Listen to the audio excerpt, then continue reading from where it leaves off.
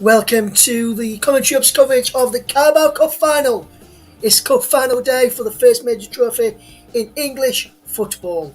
It's the Carabao Cup Final where Chelsea take on Liverpool, and that's coming up very, very shortly.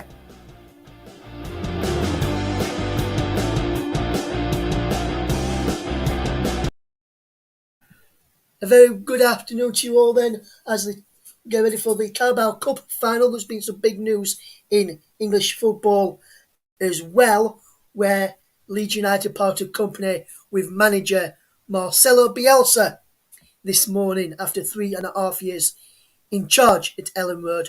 We hear his thoughts after the game against Tottenham just yesterday lunchtime.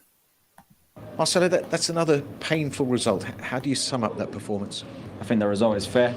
We could have reduced the differences, however, but we were never able to govern or dominate the game. Even if we created goal-scoring chances, we never had a feeling of clear dominance over the opponent. To put it simply, are you worried that teams have worked out how to beat Leeds? It's a possible interpretation. Because 1 point from the last 18 is that is looking like relegation form right now. There are also conclusions that the reality invite you to make. But there's also another way of looking at things, and not exclusively the way that you're utilizing. People have a lot of respect for Marcelo in the game. Is this a time to maybe compromise, to change principles, make the side less open? Was you at the game? Yes, I was at the game. To put a more difficult team to beat would mean fundamentally to put certain players on the pitch that are more defensive to increase the defensive efficiency. Are you referring to this? Yes. That's what we tried to do in the first half, but it didn't give us the results that I was looking for. What's concrete is that in the two ways that we faced the game, with a more conservative profile in the first half and with a more daring profile in the second, it expressed the characteristics that of the players that played in one half and in the other. Neither of the two ways gave a result. Perhaps what you're referring to is to play more in our own half, and it's the resource that up until now I haven't used, and everything that hasn't been attempted is always imagined as the solution. So there is the final words of Marcelo Bielsa as Leeds United head coach yesterday, done by his translator Andreas yesterday. We're now going to get the thoughts ahead of the big game today of Paul James, who is watching Chelsea against Liverpool, on his thoughts on Marcelo Bielsa's sacking. First of all, very good afternoon to you, Paul. What's your take on the sacking of Marcelo Bielsa from Leeds United? Looking at it from a neutral point of view, obviously, we know that you're a supporter of Burnley, but from a neutral, what's your thoughts on the situation which has happened this morning at Ellen Road? Well, good afternoon, Ross. Good afternoon, everybody. I actually felt it was very harsh. I think at this point in the season now, we're just coming into March. We're coming into that stage of the season that is so vital for teams at the bottom of the table. I think Marcelo Bielsa, given the job that he's done at Leeds United, probably deserved a little bit of extra time. But it's my understanding it was by mutual consent. So perhaps Marcelo felt that he'd taken Leeds as far as he can. I've heard some names mentioned as a replacement, Jesse March being one. To be honest with you, I believe Jesse March was in charge of RB Leipzig in the Bundesliga, and he didn't do a particularly, I don't mean to sound disrespectful, but he didn't do a particularly great job there. So I think it'll be interesting to see who Leeds replace him with. Yes, and you mentioned a player there, Paul, in Jesse Marsh. He's the one who is likely to be getting the job in the next, hopefully going to be confirmed tomorrow, according to the club's statement, which was put out earlier from Leeds United earlier on this afternoon. Well, earlier on this morning, should I say. And it looks like he probably is the likely candidate to take charge. I was speaking to a few people who was at Ellen Road yesterday, and Jesse Marsh was inside the Ellen Road crowd against Tottenham Hotspur, watching on from the director's box alongside Andrea Radrizzani, Victor Orta, Angus Kinnear, amongst others of the Leeds United board members there yesterday. I've seen a report this morning, going into the afternoon, that Marcelo Bielsa's future was decided by Victor Orta and Andrea Radrizzani, with Angus Kinnear wanting to keep him at least until the end of the campaign, and then move him on then. And Paul, looking at that, what's your thoughts on he'll likely to be Jess? Obviously, just mentioned there, but what's your thoughts on the situation where he's come from Victor Orta and Andrea Radrizzani to sack him now, where Angus Kinnear wanted him to stay? Well, there's always going to get you're always going to get disagreements within the board of any club, but I think that the fact that they brought him into the game before the result was determined, as you mentioned, he was at the game. To me, is a little bit disrespectful. I honestly believe that a manager like Marcelo Bielsa should have been given time till the end of the season. The problem is, though, that it's a results game, Russ. It's a results game, and a defeat of conceding 6 goals to Liverpool and 4 to Spurs. That's 10 goals in 2 games. They are being dragged back into the relegation zone. So I can certainly see it from one point of view.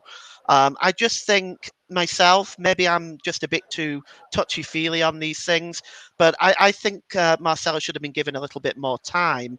As I said, though, it was by mutual consent, but how much of that is actually true? How much was there pushing versus walking, if you know what I mean? Yes, I was speaking to a few people who was at the game yesterday, Paul, which I was referred to there, and apparently one of them heard that at half time yesterday, Marcelo Bielsa handed in his resignation at Ellen Road, which is yet to be confirmed. Leeds say in a statement this morning released on leedsunited.com. I'll just read you a little bit of that as we get ready for the teams to emerge from the tunnel between Chelsea and Liverpool in the Carabao Cup match this afternoon. The club's statement from Leeds United. Well, Leeds United can confirm the club have parted company today with head coach Marcelo Bielsa. The 66-year-old was in charge of the team for over 3.5 years. Andrea Radrizzani says it's been the toughest decision of his career that he's had to make during his tenure at Ellen Road. But he says, however, he has to act in the best interest of the club, and he believes a change is required now in order to secure Premier League status, and recent results performances have not met their expectations. One thing here which stood out to me from Victor Orta, who was one of the people who wanted him gone now, and we'll go across to Paul and JB ready for the kick-off very shortly as the teams are about to emerge from the tunnel at Wembley in our featured game this afternoon. Victor Orta said he has created a legacy overseeing major infrastructure improvements at Thorpe Arch, uniting the supporters and players, and giving a clear pathway for young players to transition into the first team.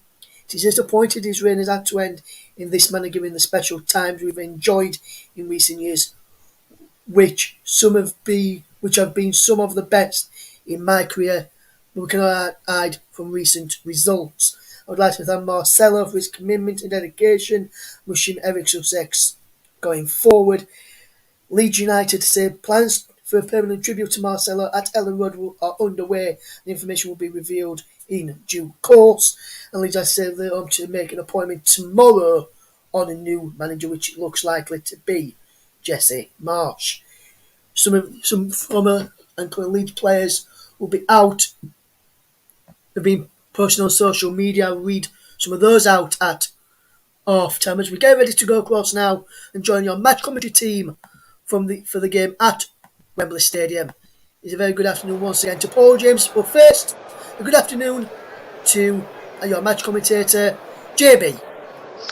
Thank you, Russ. And yes, we can concentrate on the football now, and let's have a couple of hours that really does. The teams are already out in football, of course, standing together with Ukraine at this moment in time where there's a lot of conflict and a lot of stuff going on, and everybody around Wembley Stadium, I can tell you, are absolutely applauding this, and it's all united. Nobody wants war in this world, and both sets of players coming together. Of course, we saw those emotional scenes between the Ukrainian players at Everton and Manchester City last night, which was so touching and so brilliant.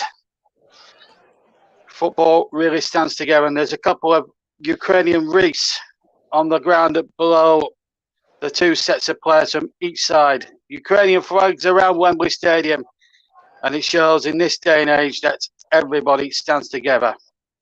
Of course, there's been a lot of issues about Abramovich's role in things. Of course, he's handed it over now to the Chelsea Trust, of course. The teams are already out on the field waiting for the presentation party. Trevor Birch, the chief executive of the EFL, will be one of those being greeted as the armed forces are on this huge banner right in front of me here at Wembley Stadium. It is an absolutely terrific sight and sound. Full house. And now we're going to hear the national anthem.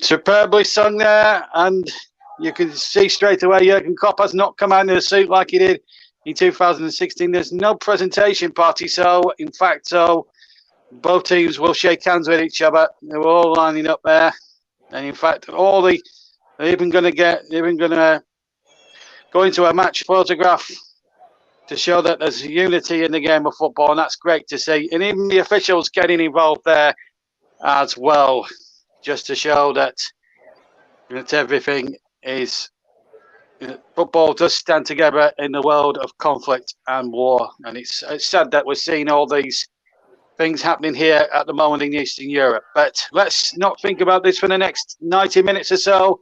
Let's think about all the good things going on in the world now. And this Carabao Cup Final, of course, when it was all set up nearly 60 years ago, this final, it was termed the People's Final. Right, let's look at the two teams, starting with Chelsea. Edouard Mendy's in goal. And then it's Trevor Chalobah, Thiago Silva and Antonio Rudiger across the back. And it's Azpilicueta, N'Golo Kante and Mateo Kovacic and Marcos Alonso. And then it's Mason Mount, Christian Pulisic and Kai Havertz up front. They're going to play a 3-4-2-1 formation. So Mount and Pulisic will play as the two attack-minded midfielders. Watch out for Alonso and Azpilicueta. We're going to watch out for them steaming up both flanks. But it's a pretty bold lineup from Thomas Tuchel. His team have already won the World Club Championship this month. Colin Carrera is the surprise choice in goal for Liverpool. He gets the nod above Alisson, and it's a back three or back four of Trent Alexander-Arnold, Joe Matip, Virgil van Dijk, and Andrew Robertson. Then it's a three-man midfield: Fabinho, Henderson, and Naby Keita. In fact, getting the starting lineup. And then it's Mo Salah, Sadio Mane, and Luis Diaz, who gets the nod ahead of Diego Jota up front. So it's Keita who plays rather than Thiago. That was a late change. So Keita comes in there, and he'll play on the left-hand side of that three-man midfield. And there's Thomas Tuchel. Both teams' managers aren't wearing suits. Jurgen Klopp wore one in 2016. It wasn't particularly lucky because they lost to Manchester City that day. Well, let's guarantee one thing today, folks, that Manchester City will not be getting their hands on that three-handled trophy. Jurgen Klopp, no suited and booted for him. Baseball cap in his usual guise. Shakes hands with his fellow German Thomas Tuchel. Now, well, history will be made at Wembley today. We'll see the first German winners of the Carabao Cup. And Thiago, who should have played, I think broke down in the warm-up with an injury. And you can just see him there in tears, knowing that a great opportunity to play at Wembley probably has passed him by. Paul James alongside me at Wembley today. Paul, what a final we're in for here. And, well, we always say it's a classic, but we'll bring you in just a second because the players are about to kick off. Referee, incidentally, is from Nuneaton. That's Stuart Atwell. Two assistants are Dan Warbotham and Dan Cook. Andy Madley's the fourth official. Darren England is VAR. And after the controversy at Everton yesterday, let's hope VAR have a good day at Wembley today. So the players, before the start, of course, will take the knee on the first whistle to outline that there is no room for racism in any walk of life, let alone football. And then on the second whistle of referee Stuart Atwell, The 2022 Carabao Final will get underway at Wembley. Both teams in traditional strips. Liverpool in the red, Chelsea in the blue, and off we go then. The first major prize to be decided. And Paul James alongside me. What are you expecting at Wembley this afternoon? It's got to be hair and scare a million miles an hour stuff, surely, hasn't it? Oh, yes. Mohamed Salah, Sadio Mane are the spark plugs for Liverpool, 30 goals between them. Chelsea as well have some really balanced attacking forwards. Mason Mount, of course, Kai Havertz supporting the line. So this is a the defences are going to be worked out today. They're in for a real workout, and I believe we're in for some goals today. Well, let's hope so. You predicted it, not me. So whatever, if it all goes wrong, Paul, it's your fault. But anyway, there's Jurgen. Here's Jurgen Klopp there. As Liverpool have it on the far side. Remember, Stuart Atwell, the referee. Kante cuts that out. And Thomas Tuchel and Jurgen Klopp already in their technical areas as the fans start applauding both their sides here.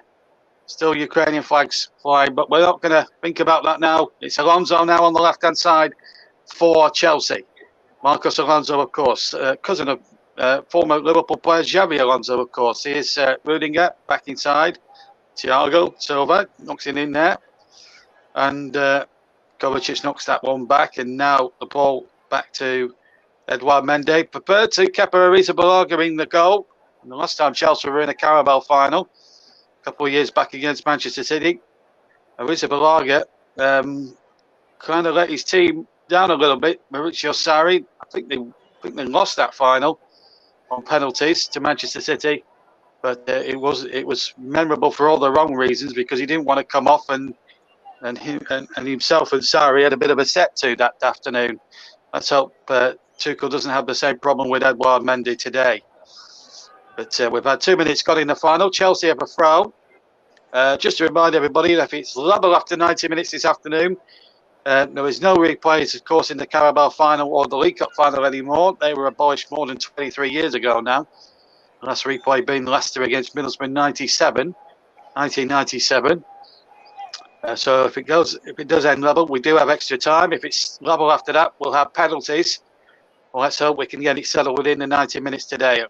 With the 22 players out on display, you should be able to. At least we'll have a different name on the cup.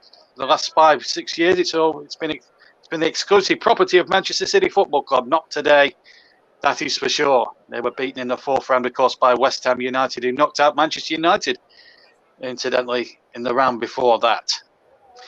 And their routes to the final have been quite easy in comparison, but we'll come to those in a minute.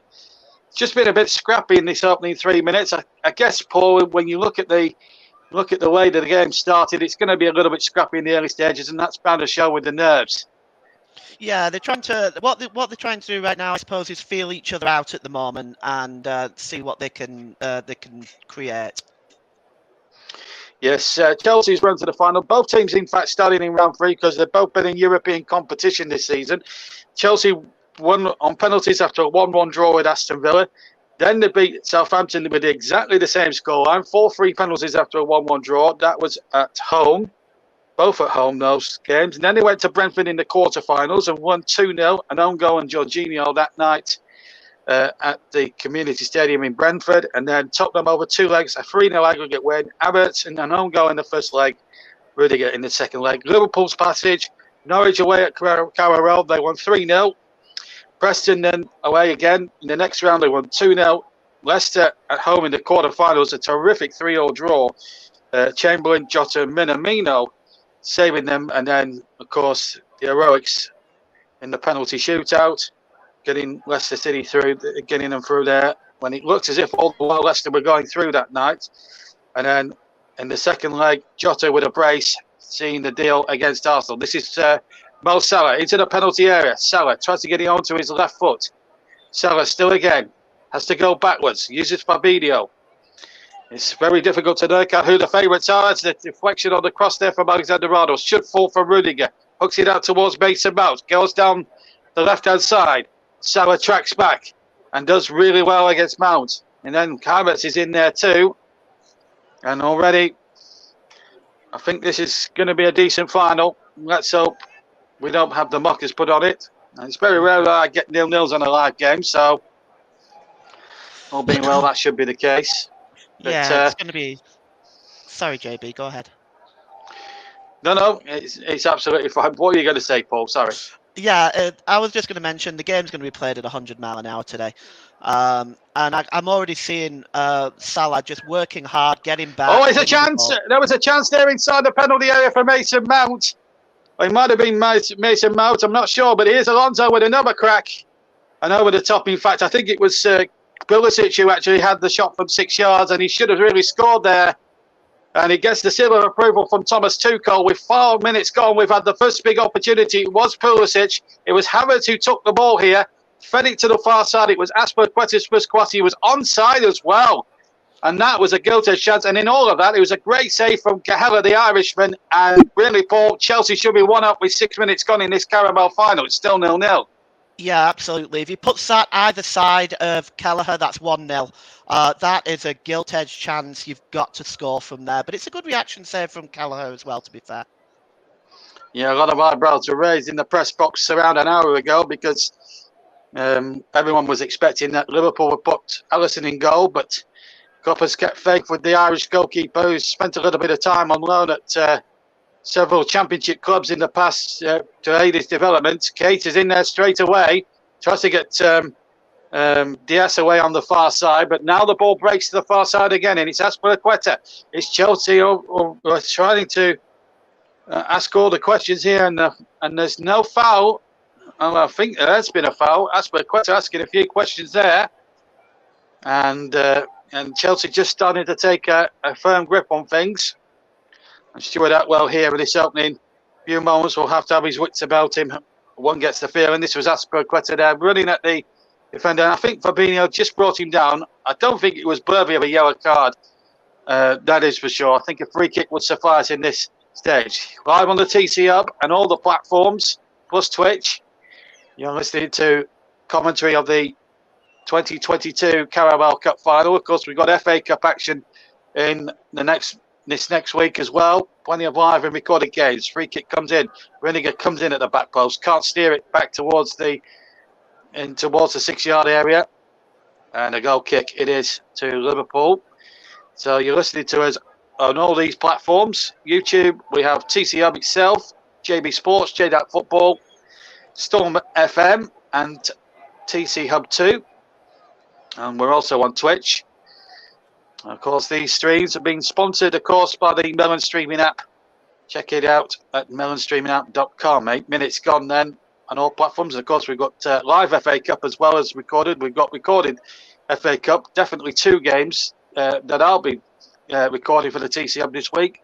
Namely, Peterborough United against Manchester City. Then on Thursday night, I'll be recording the historic moment for Bournemouth Wood as they go to relegation-threatened Everton, who were very unlucky to lose yesterday, and they should have had a draw, really. They should have had a penalty because of that VAR controversy, but they've got an opportunity, Frank Lampard's men, just to get a win under their belts and just settle a few nerves before the relegation run-in. But Bournemouth will be tricky, as Bournemouth found out in the last round.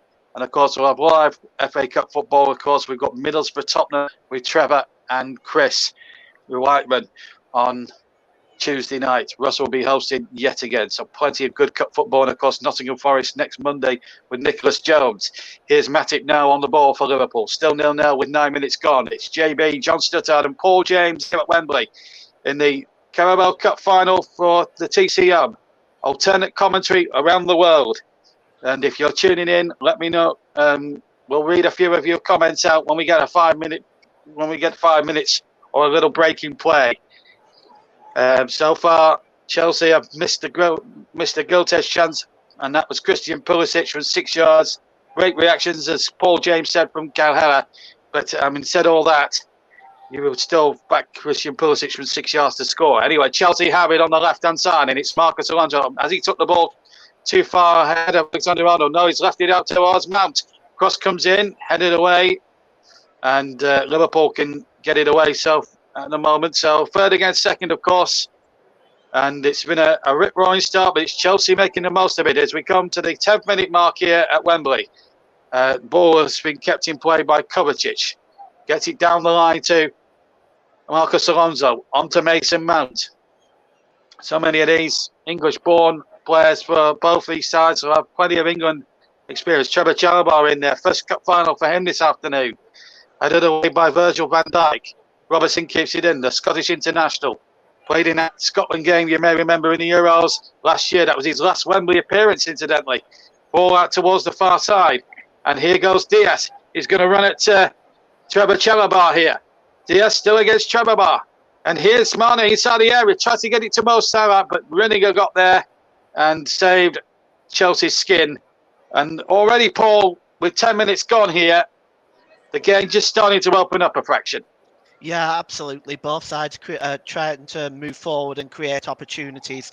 The game has really settled down now, and it's although it's moving very quickly, both sides are creating chances. Creating chances, they certainly are. There might be another one up here. It's Diaz inside the penalty. Diaz shoots. I think it hit Keita, his own man. That might have been troubling, although I think Mendy might have got it anyway. But worrying moments there for Chelsea in the last couple of minutes. But anyway, Reniger has possession. 11 minutes gone in this Carabao Cup Final. Remember, it's 5 times winners Chelsea, 65, 1998, 2005, 2007 and 2015. Winner. Now with the years they won it, Liverpool joint 8 times winners along with Manchester City. If they win today, they'll go to 9 outright wins and it will get them back that record once again. 81, 1981, 82, 83 and 84. Then he won it again in 95, 2001 as part of a treble for which they won the UEFA Cup and the FA Cup that year under Gerard Houllier. 2003 again under Gerard Houllier, and 2012 under Kenny Dalglish. So plenty of. So if you look at it, 13 times they've won it between them, these two teams, and looks like Thiago has gone down holding his chest. I think. Let's hope it's nothing too serious. Looks like he's taking a blow in the chest there. Thomas Tuchel a little bit concerned down on such, and it might be his arm actually, or maybe his rib. I don't know. But once we got a stoppage, let's digest the first 12 minutes of play, Paul. And well, it's hard to tell who's going to. First of all, we don't know who's going to be the favourites because they're hardly much to separate them in terms of league position, second against third. But at the moment, it's been a pretty open start to the game. A couple of chances either way. It's been a good competitive start to this Carabao final. Absolutely, JB. It's honestly, what I believe I'm seeing here is that both sides are attacking. They're going for it. I strongly believe there'll be goals in this game. And looking at the way that both teams have set their stalls out, they're both very, very attacking. Looking even at the benches, Chelsea have only got 1 defender on the bench, which is Sarr, and Liverpool, of course, have got 2. They've got 2 defenders on the bench there as well. So it's they're definitely both teams set themselves out to attack in this game. Yeah, we're just seeing that save there. That's actually a very good save. And what I give Cal a lot of credit for, because as I summed it up, well, Pulisic has got to score there for me. But you look at the way Cal, in fact, he saves that with his left knee, which is a collector's item for the goalkeeper. And then, of course, Liverpool came close themselves. So it's all to play for. Here's the 27-goal Manuel Salah, but he can't get the ball in play on the near side. It will be a Liverpool throw-in, incidentally. Thiago Silva he's up on his feet. Whilst me and Paul were talking about the opening 12 minutes of the game that's elapsed, he took some painkillers. There's the man who missed out, Thiago, and to quickly cross him out when we saw the team sheets re-handed and replaced by Keita. But coming up to the quarter-hour mark, still 0-0. Well, Paul has put his neck out and said there'll be goals. I'm a little bit more tentative. I don't tend to, as if I'm the main commentator on these sort of games, I tend not to make these sort of wild predictions because football is a funny old game, as we all know. Alexander Arnold miscues the cross from the right-hand side. Chelsea get it clear, but well policed. Kai Havertz was there by Joe Matip, and Van Dijk gets it back to Carabao, who, when he last played for Liverpool, which was in the FA Cup against Cardiff, and Russ Vernon will realise this. I think Russ Burnham will back me up on that. He was very lucky not to be sent off because he did bring down the man, the Cardiff City man, and should have been sent off. Very lucky by that day. Kept a clean sheet that day as well in a 3-0 win. Liverpool in action against Norwich on Wednesday night in the FA Cup. Chelsea go to Luton the same night. So 2 tricky ties there for both Chelsea and Liverpool. And Liverpool know that Norwich will be a tough prospect because they had to come from behind to beat Norwich last week in the Premier League. Here's Havertz now down the left for Chelsea. He's got 2 in the middle for the penalty area. Good turning there by Mount, who shoots. It hits Matip. Comes to Kovacic. Again, it hits a defender. Again, it was Matip. Comes out to Kante. Just to the right of the D. Diaz gets back and stops him now. And now charges past. Or he'll try and go past Carabao. Has to cut back inside. Still inside the Liverpool half. Liverpool will quickly get Virgil van Dijk to knock it back to Cahella. But a couple of half chances inside that area for Chelsea. And Matip on each occasion there, Russ. Or Paul, I should say. Blocking each occasion. Yeah, they're moving forward well at Chelsea. Definitely Kai Havertz on that far side is creating 1 or 2 opportunities. Yes, and Mane got 3 on that far side, got away from Chalobah, played the ball in, and Chelsea get the ball out, but it is a Liverpool throw-in. Harvey Elliott, of course, now he's on the bench, so Elliott is now on the bench. Harvey Elliott, who you may remember suffered a broken leg against Leeds earlier on in the season. He came back a couple of weeks ago in the cup against 3 weeks ago against Cardiff and scored a wonderful goal to settle the issue there in that FA Cup game. So Harvey Elliott is now named as a substitute. So he's amongst the substitutes. And what a moment for him. And, you know, a lot of people would have thought after that horrible broken leg injury he sustained at the start of the season at Ellen Road that he would, if you'd have asked him then, would you be playing, or would you even be being considered even for a spot in the Carabao Cup Final, I think he would have laughed his head off with the seriousness of that injury. But that just shows a testament to how well he's responded and how good his recovery really was. 17 and a half minutes gone in the Carabao Final of 2022. Who's going to win it this year? Will it be Chelsea for a 6th time, or will it be Liverpool for a record 9th time? Here's Alexander-Arnold playing the ball in there, and Mane had dashed in beyond the last man. Not certain whether he'd have been offside or not. Would have been. I'd like to look at the replay, despite him missing the opportunity. But that was one of those Trent Alexander crosses, Paul, which was right on the money again. Mind you, Chelsea did give him acres of space, and he was onside. Oh, what a superb cross this is! Right on the money.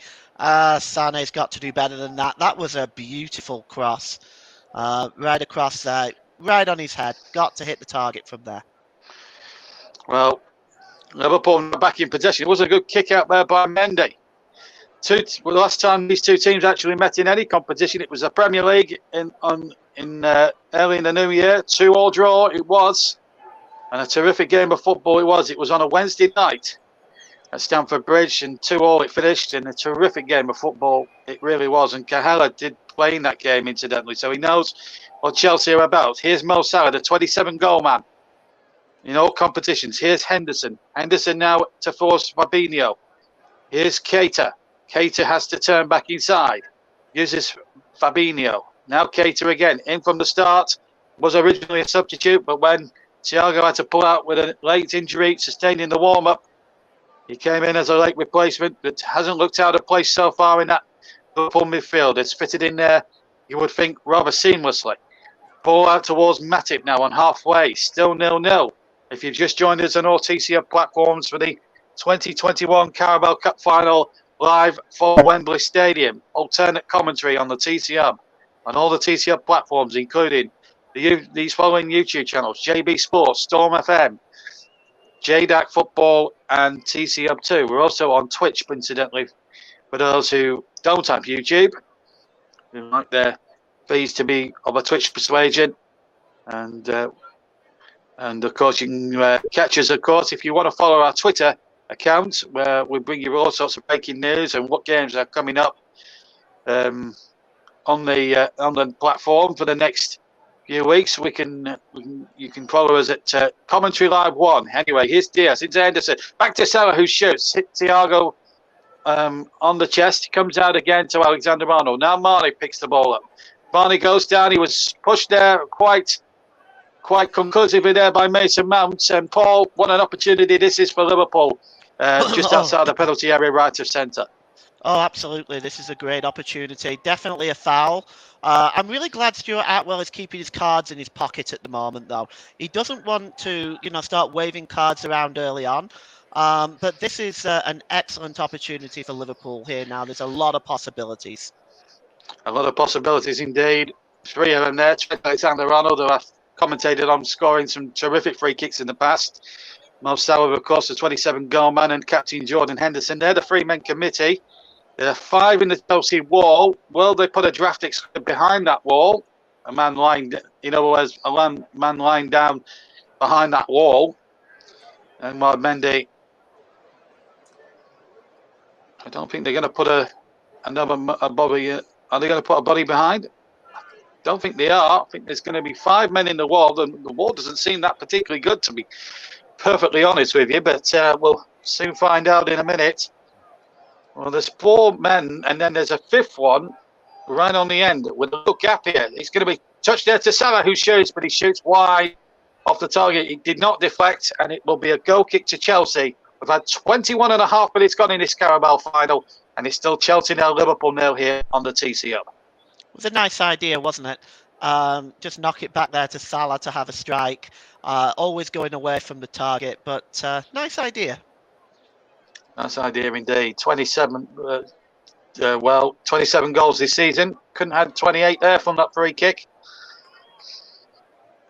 And I thought Trent Alexander-Arnold, with his previous record, it's a good record from free kicks when I commentated for either JB Sports or the Commentary Hub in the past, and I thought he was going to be doing it again. Van Dijk polices our bets very well, and so far the defenders eking out the strikers at the moment. But Liverpool having a good spell, but they've lost it here, and it's Chalobah going forward. He's found Mount, and Chalobah's still in there, the right back, and Liverpool now just trying to play themselves into trouble here.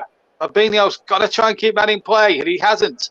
And it's Kante now, left-hand side. He has to cut in field. Kante on the edge of the area, knocks the ball in, but it's past the far post and behind for a goal kick for Chelsea. But, Liverpool just getting into 1 or 2 defensive knots there and couldn't be punished. Now Liverpool play out from the back with Matip. And if you've just joined us, where have you been for this first 23 minutes? 23 minutes almost gone. We're halfway through the first half. The first domestic cup final of the season is taking place. The world champions Chelsea 0 and Liverpool, the former world champions, 0 themselves. 2 former World Cup champions playing out this first domestic final of the season. Liverpool get a corner off the defender Chalobah by Diaz. And now things just starting to open up that a little bit more here. Diaz having a bit more joy against Chalobah on the left-hand side.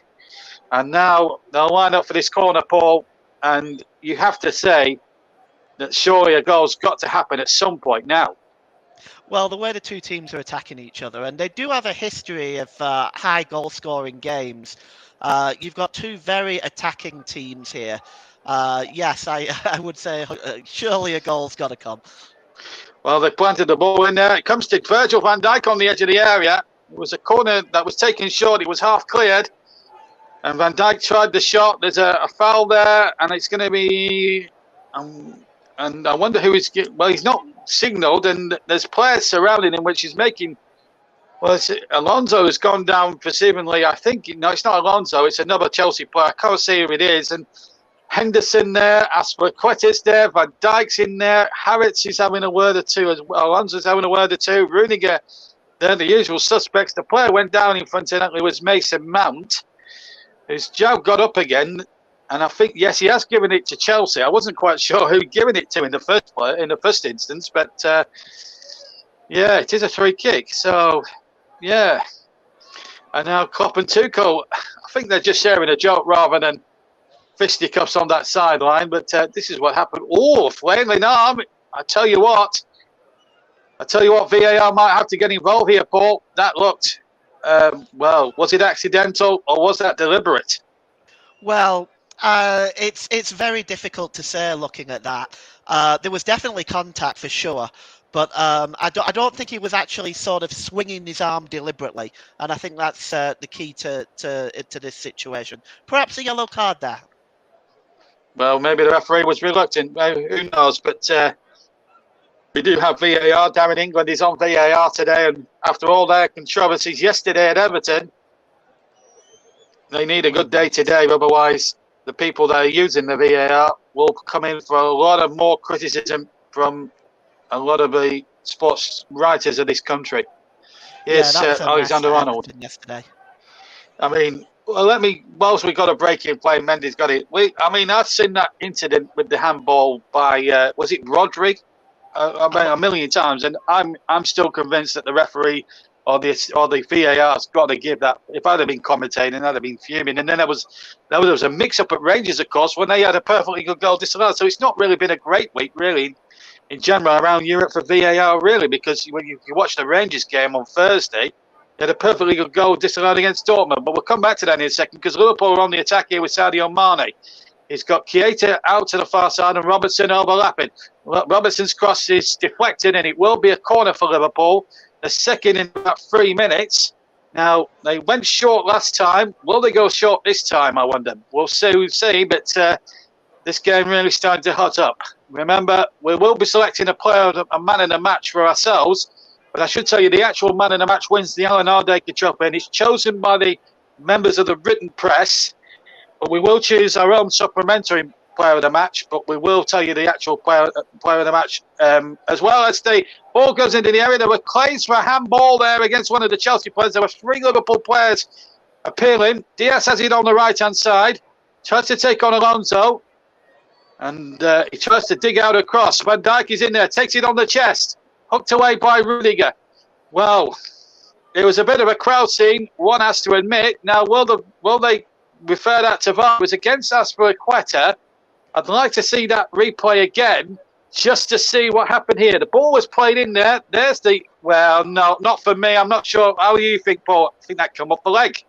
Yeah, the Liverpool players appealing though. Yeah, well, I've seen a lot of this appealing at the beginning of this game, trying to get players booked and everything. That to me was not a penalty at all. Yeah, and I think missed out well there was bang on the money. And so too was Darren England. Not really clear and obvious. It wasn't even an error to start with. Anyway, here's Henderson now to Salah. Right-hand side. Salah tries to play it in towards Mane. Good tackle there. And it will be a corner for Liverpool. Starting to come into this that little bit more. They're a bit timid to start with. Now they're winning corners of plenty. Klopp having plenty to say to 4th official Andy Madley, of course, brother of Bobby Madley, of course, who's now back in England refereeing. He's had a miserable couple of years personally as Bobby. But it's nice to see him back in the English game. Now, refereeing, even though he's in the lower leagues these days. Anyway, corner kick. Alexander Arnold to take them. We know what variations he could perform from corners. Third of the game. Here at Wembley. Deeper one this time. Knight got up. It was headed away by a Chelsea defender. Wasn't quite sure who it was. Salah just definitely takes it down now as he marauds down the right-hand side. Keita now to Alexander Arnold. Chips it in there. Henderson takes it on the chest. Tries to feed Mane, but Kante there, sweeping up. Just like he did in his Leicester City days 6 or 7 years ago. Ball out towards the far side, and it's still 0-0 if you've just joined us. Diaz has it. Has to go away from Pulisic. Fabinho into Henderson. Henderson back to Keita this time. Diaz now will take on Pulisic. Plays it in field. Found the corner, it goes to Mane. And now Robertson's in there, but again, Pulisic, the American, taking control of the situation. Pulisic, who was stretchered off in the FA Cup Final behind closed doors in 2020. Well, having scored in again, they did lose that match, Chelsea, 2-1 to Arsenal, you may remember. Here's Matip. Still 0-0, but, well, we've played half an hour, still no breakthrough yet, but still a long way to go in this final. If you haven't heard the news in the elsewhere, there's been a sacking at Leeds United. Not surprisingly, Marcelo Bielsa has gone. has gone by mutual consent, we're told. Anyway, back to the game here. It's Mane back to Keita. Keita right on the shot. Great save. Charlie Mane on the rebound. Brilliant. Great defending from Aspilicueta. And I cannot believe that Liverpool there, Paul James, did not strike the first blow. First save, brilliant from Mendy. But the second block from Aspilicueta was just absolutely epic and heroic. Oh, that was absolutely superb. But everything fact, leading up to this was superb. The shot, the save, that is absolutely incredible. Mendy gets down really well. In fact, it's a double save by Mendy. Double save by Mendy. I called it wrong. Oh, that is sensational. That is sensational. Mane must have thought he'd scored. Well, we all thought he'd scored there. I must admit. Anyway, Trent Alexander-Arnold with the corner. He's curled it in there. Diaz got up, but so too did Trevor Chalobah. He got it out. It's another Liverpool throw. That was Liverpool's fourth corner, but that is one of the great Wembley double saves. It's up there with Montgomery in 73, that one. I've got to say, that was brilliant. Yes, absolutely. Double save indeed. Half an hour gone, and that is probably the best double save at Wembley since Montgomery. You have to go back to the 73 Cup Final for that one. But that was a terrific piece of goalkeeping there, and I did him a little bit of disservice, Edouard Mendy. Anyway, throw to Liverpool. Poor one, really, from Alexander-Arnold. Easy clearance for Chelsea. Liverpool still have it, but then Alonso takes it now right by his own corner quadras on the near side. Ball knocked away. Van Dijk will win the next header. Then Keita knocks it forward. And Kovacic, the other number 8, takes it forward and gets it forward for Chelsea. Tries to get Havertz on his way, but Cahella, who's been a virtual spectator for the last sort of 15 minutes, takes possession. Now Matip to Fabinho, back to Matip, I should say. Now Cahella again. Number 62 with blazing goal. And now Liverpool just passing the ball about on the edge of the area. But Chelsea here, Paul, you would think, should have a bit more hunger and desire. Now, if this was a Burnley team that have been playing well in the last 3 games, they would have been closing Liverpool down quick as lightning here. Yeah, that's true. It's Chelsea at the moment. They're just on the back foot at the moment. They are defending reasonably well. And of course, that good save by Mendy. But Liverpool have taken control of this game for sure. Taking control of the game, they certainly have after Chelsea had a good up at. But at least both Cahella and Mendy have made really stunning saves. Cahella early in the first half, and then just a moment or two back, a superb double save. I initially thought from real time that Aspilicueta had got back and deflected it over the top. But in fact, when we looked at the replay, it was a double save, and it was a double save of extraordinary proportions by the goalkeeper, Edouard Mendy. That was top-class goalkeeping. And remember, he was on the dole, on the French dole about a decade ago. And here he is now playing in a Wembley Cup Final, and one of the most expensive goalkeepers. His rise from where he was 10, 12 years ago to now, has been extraordinary. It's a great story. Anyway, here is the aforementioned Mendy now on the ball. He has to kick it into touch, however. And it's not out of touch. It's been kept in play, incidentally. Wembley's a very fast stadium, so it's very difficult to tell whether the ball goes out on the far side or not. Here's Robertson now, left-hand side, the far side as I look. Chips the ball towards Henderson on the edge of the penalty area. Alonso got there first, won the first ball. Fabinho, who can strike them, hits the shot, deflection, but it falls very kindly to Mendy. And he keeps it in play. It was going wide, and he's in theory stopped the corner. This is the double save again, Paul. This is Montgomery-esque, isn't it? Oh, this is stupendous. How the first save was good, the second save was unbelievable. It was absolutely unbelievable, and Mane must be looking to the heavens, wondering what he's done in a past life to deserve that. Well, ask Peter Lorimer. Well, Peter Lorimer was the man denied on the second Montgomery save. Cherry, if you remember in 73, Cherry had the first header saved by Montgomery, and then Lorimer, who in those days had the hardest shot in football, smashed that towards the goal with all his might. Mind you, that Montgomery save was down at the left-hand end of Wembley. This was down at the right-hand end of Wembley. That will go down as that's offside surely against Havertz, but he's been allowed to go through. It's Kai Havertz. He chips it over the goalkeeper, but he chips it wide of the far post. That's another goal test chance, but I have to say, the linesman kept his flag down initially, And I have to say, he looked offside here from the first glance. Let's have a look on the replay. Was he level? No, he was offside, and he was offside by about 2 yards. Yeah, I think I just saw on the that on the replay, JB, that the linesman, they did that ridiculous thing that me and you have, really spoke about so often. He raised his flag after the ball had gone wide, but what a chance for Havertz. Yeah, well, probably him missing it has probably saved his blushes really in a daft sort of way, because I keep saying this at least once every commentary. I do, and this rule has to be scrapped. Whoever decided on this rule needs to be absolutely castricized for it, because it's just absolutely preposterous.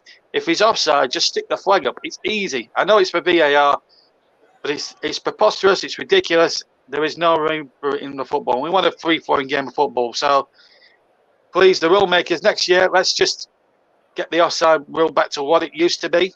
Thank you very much. Right. 9 minutes to half time. Still 0-0. Romelu Lukaku's Chelsea's top scorer with 10 in all competitions this season. He's warming up on the far side. And will we see him later on in the final, I wonder? Well, I'll just have to wait and see. Diaz is through. Here he is, on towards Mane. Henderson making a good run. Can't pick out Salah. Alonso got there instead. Robertson's crossing from the left, looking towards. And now then, did that come off Alonso or Salah? It came off Salah, I think. I think a goal kick has been awarded to Chelsea here.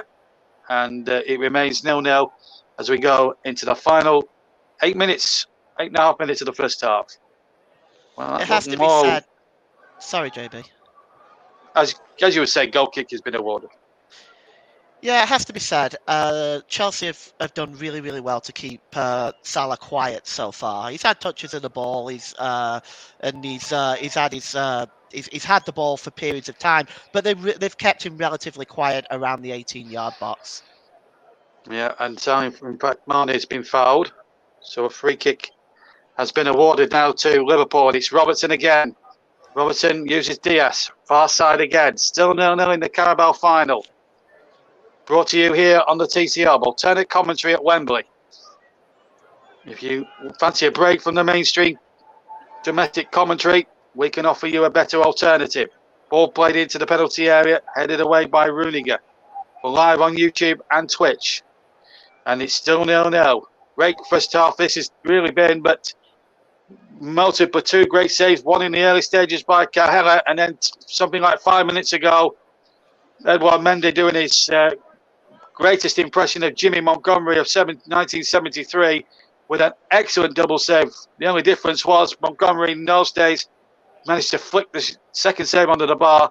Mendy did better. He flicked it over the bar. So 0-0 as Mane goes down. It looked like a foul to me. I've got to be honest. I think that's the first big decision that Mr. Atwell's got wrong. I thought Mane was taken out from behind. I have to say, Chelsea carry on though, and it's Havertz on the far side.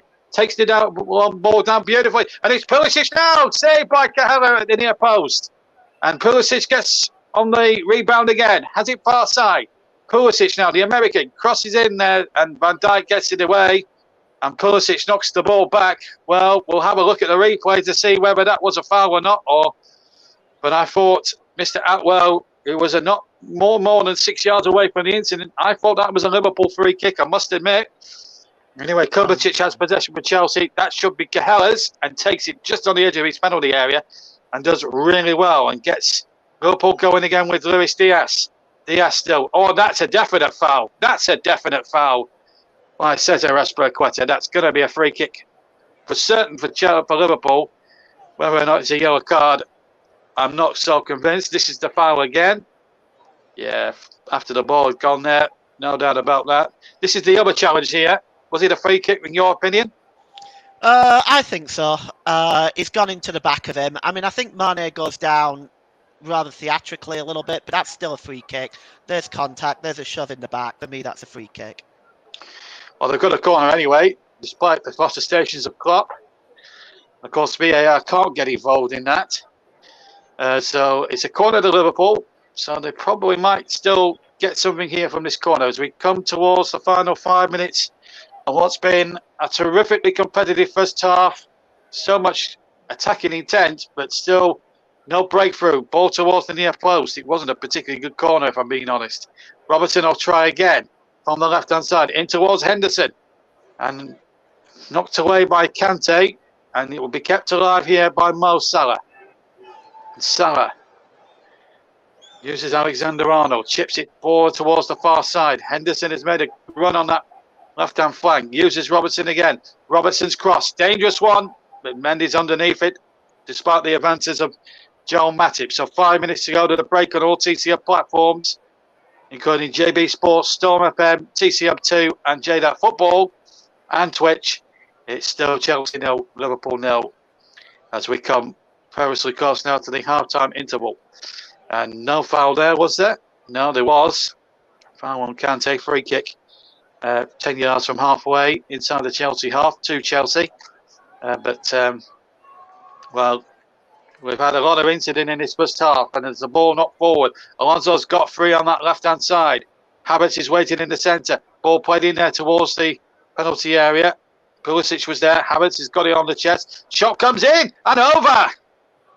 It was Azpilicueta with the left foot, and he just missed the left-hand angle of post and bar by a fraction. But after a lot of Liverpool pressure there, Paul, Chelsea biting back and almost scoring through the captain. Good effort.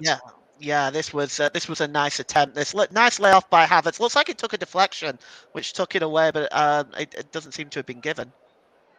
No, it wasn't given, but Liverpool made a dog's dinner of the goal kick. But anyway, it doesn't matter. Diaz is in possession for them and tries to get Salah away on the far side. It will go out of play on the near, and it will be a throw to Chelsea midway inside their own half on the near side, the left-hand side. And, well, of course, this has to be decided on the day. No replays these days. If it's level after 90 minutes, we will have extra time. Level after that, it will be a penalty competition or a shootout. And here's Salah. Mane did look offside to me. Anyway, it doesn't matter anyway. Mendy did. Referee did acknowledge that the flag was up anyway, but referee quite rightly allowing the game to carry on because Mendy's got possession, and that's good refereeing. Anyway, still 0-0 here with 3 minutes of the first half to go. Kante has possession, but he gives it away. It's just a little bit sloppy here, Chelsea. A little bit ragged, perhaps. And there's a bit of a wrestling match going on the far side involving Kante and Diaz. And Diaz wants a free kick. He's not going to get it.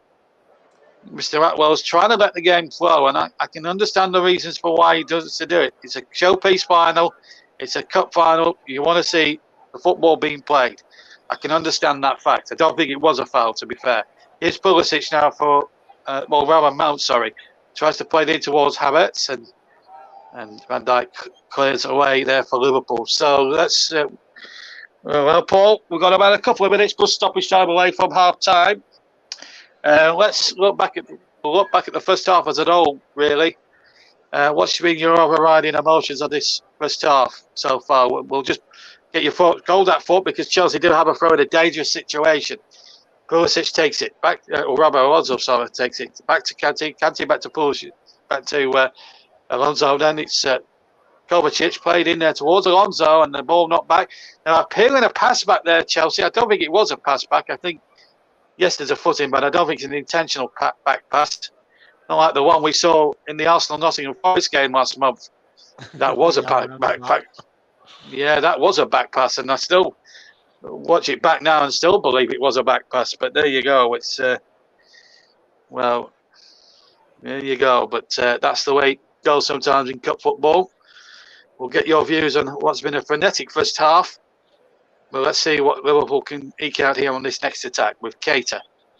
Tackled again. Mount in there. Now a chance here for for Pulisic now to break. He's got Havertz towards the right. Mount is making a break to his left.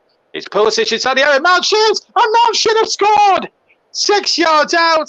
And that's the second goal-test chance from that sort of range that Chelsea have had. And again, Paul, it should have been taken. Maybe Mount was off balance as he took the shot, but even so, he has to score. Still 0-0. Oh, absolutely. You could see the look of disgust on Thomas Tuchel's face there. This has to hit the target. From that far out, you're 8 yards out, you've got to score from there. There is no excuse for that. No excuse indeed. And well, it's still 0-0. I will not know. It should be easily have been 2-2 in this final.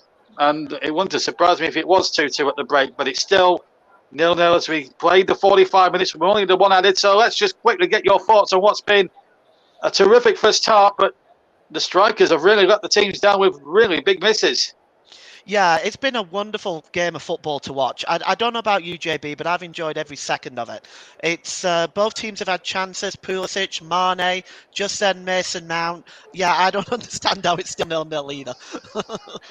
Well, it's been a great watch. I do agree with you there, Paul. It's been a very open Carabao Cup final, the best Carabao Cup final, certainly in an opening half, I think I've seen for quite a few years. So you've got to give credit to the referee too for allowing the game to flow. And I'm liking the attitude from the referee today, Stuart Atwell. You have one or two iffy decisions. He's given a couple of iffy decisions, but in the main, his referee's been top notch. We've got 10 seconds of the 1 minute to go. And then it'll be Russ Vernon for the next 15. And then me and Paul will be back in the box to take you through the whole second half. And that is that, actually, for the first half. So, in the main, it's been a terrific first half. As me and Paul have digressed in the commentary box, it could have easily been 2-2. It's 0-0, and it's thanks to the goalkeeping, really. The superb goalkeeping. First, Cahella in the opening 7 minutes when he made a point-blank range save to deny Pulisic. And then a superb double save to deny Mane from... Well, first of all, a long-range shot from Keita, and then Mane, thinking it was his Christmas, birthday, and New Year's Eve rolled into one, saved from point-blank range to deny Sadio Mane. A terrific double save. Shades of Jim Montgomery in 1973 certainly written all over it. So as the teams make their way off the field, it's 0-0 at the break, but plenty of optimism for goals in the second half. Half-time then in this Carabao Cup final, as we head back to Russ Vernon. It's Liverpool 0, Chelsea 0. Thank you, JB, and thank you, Paul. We'll be back with those in a few. Well, with JB and Paul in the next 15 minutes or so ahead of the second half action. We're just going to take a quick break, and when we return, we'll recap some of the day's big news and some of the day's scores from earlier on in today's matches. Don't go away, you're listening to the TCO.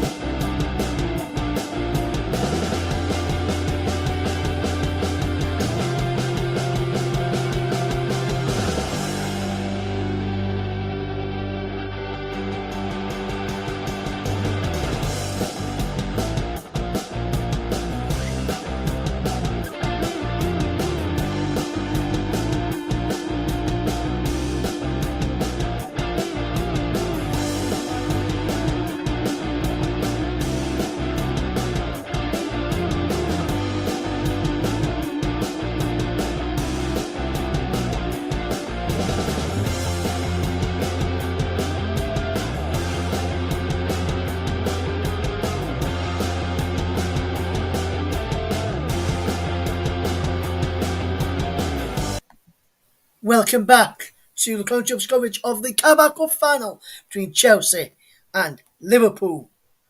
Earlier on in today's action, in the Premier League, we saw West Ham United beat Wolverhampton Wanderers by a goal 2-0 thanks to Thomas Souček's goal in the first half of that game. That was a fantastic. Well, I think it was in the second half actually, just to get things correct in the end. Yeah, 59th minute, just before the hour mark from Thomas Souček. After brilliant work from Mikel Antonio, it was a throw-in, and West Ham worked it superbly well against Wolves today. Looking ahead to some of the other action which has took place today across other games. In the Women's Championship, it finished Blackburn 1, Lewes 0. Sunderland 0, Crystal Palace 1 and London City Lionesses 2, Bristol City 3. In the Women's FA Cup, it finished Liverpool 0, Arsenal 4. Will that finish the same way for the men's side in the Carabao Cup Final? Will it be finished 4-0 to Chelsea? Manchester United lost 4-1 to Man City. Charlton lost 2-0 to Everton. Durham lost 1-0 to Birmingham. Ipswich, after a 1-1 draw in loss, won on penalties. Ipswich 4-2 against Southampton.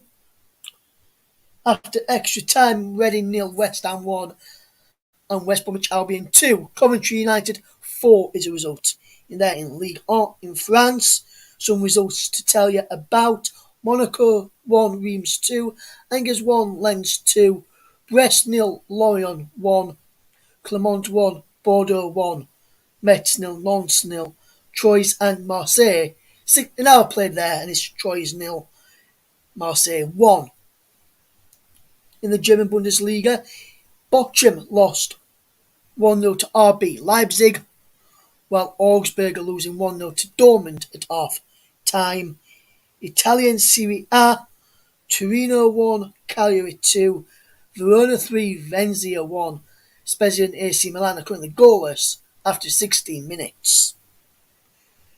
So, some other action as well. In the early hours of this morning, Poland Timbers drew 2-2 with New England Revolution in the MLS.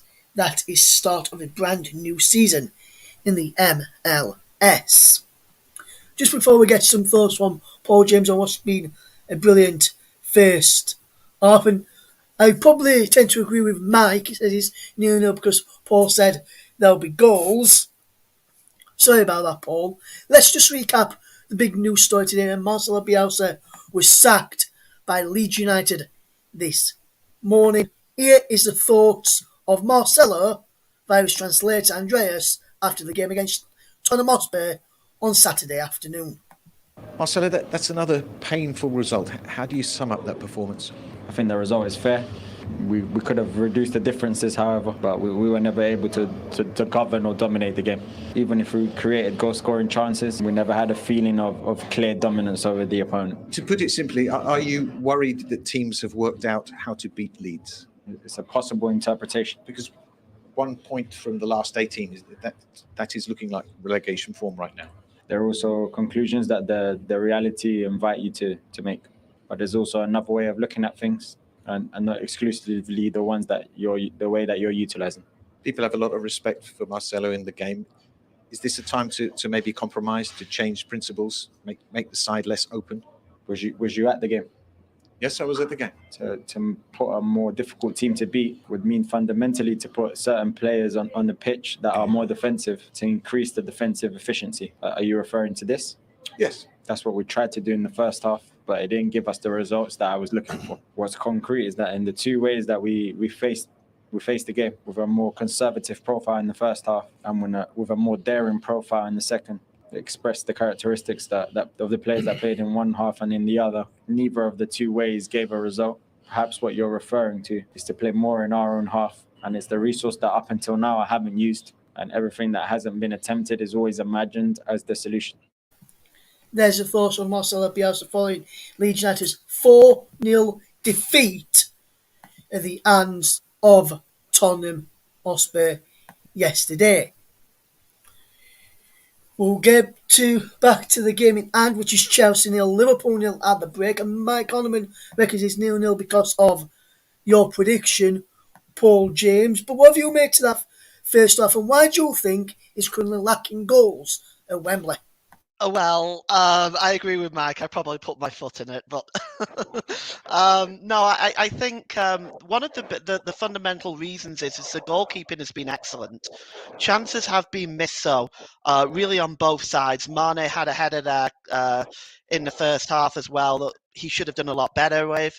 Kelleher's save was a really smart reaction save, and of course Mason Mount missed as well from 8 yards out as well. So the finishing hasn't been there, but the goalkeeping has been excellent as well. But it's an exciting game, and I am not going to change my prediction. I still think we're going to see goals. But yes, I probably put the kibosh on it now. Actually, Well, obviously, there you've just said you think there'll still be goals in this game. Question to ask you then, Paul. And I'm going to put you on the spot even more here now, my friend. oh, you're such a tyrant, Russ. What is your full time prediction? Will we see goals in the second half, or will it go all the way to extra time and then potentially penalties for you? Oh, it's very hard to predict. I would say I would like to see it settled in 90 minutes. I don't think a penalty shootout. They're exciting, they're fun to watch, sure, but I think both sides have played quite well in this game, and I think that the game deserves to be settled before a penalty shootout, and I think it will be. Thank you very much there. We'll get back to Paul, James, and JB as soon as we have any indication that the teams are heading back out of play for the second half of our Carabao Cup match between Chelsea and Liverpool in the final. We'll also have the trophy presentation, plus we'll also get JB's thoughts on the sacking of Marcelo Bielsa from Leeds United and what is likely to be next for the Ellen Road side, which I mentioned earlier on, where you heard the clip there from Marcelo Bielsa speaking after the game against Tottenham yesterday, in which Leeds lost 4-0. That's 10 goals in the last two games conceded by Leeds United. 20 goals in the all of February as well, which is a record in Premier League action, or in the Premier League in total. So we'll be getting ready for the second half very, very shortly. We'll be staying across with you throughout till the conclusion of the game this evening. If you are wanting to listen to our coverage with the TV pictures, we'll keep you updated with how many minutes have gone, so you can sync up the play with our commentary as well, so you can listen to JB and Paul and have the pictures on your TV monitors if you have got that, if you're able to watch and listen to us throughout the half time and the second period, and maybe even extra time, and maybe even the dreaded penalties that I've mentioned. So Paul reckons is hoping he'll be settled in the 90 minutes. Will it be settled in the 90 minutes? We'll ask that question to JB very, very shortly, as soon as we get any indication that the teams are emerging from the tunnel end of the second half. And we'll go and get some other action coming up as well. Don't forget, if you want to keep it locked to the commentary, we've got some great coverage from the FA Cup in midweek as well. Starting off on Tuesday evening. We'll then have a game on Wednesday as well for you. So there's some FA Cup action for you looking forward to enjoying. On Wednesday, while we're featuring a live game for you, what we'll do as well, while we're featuring a live game for you guys on Wednesday in the FA Cup, we'll also have updates on another game for you, plus some updates as well, plus a bit of live commentary as well, and that will be on Wednesday evening. So on Tuesday we'll have Middlesbrough v Tottenham with Trevor and Chris.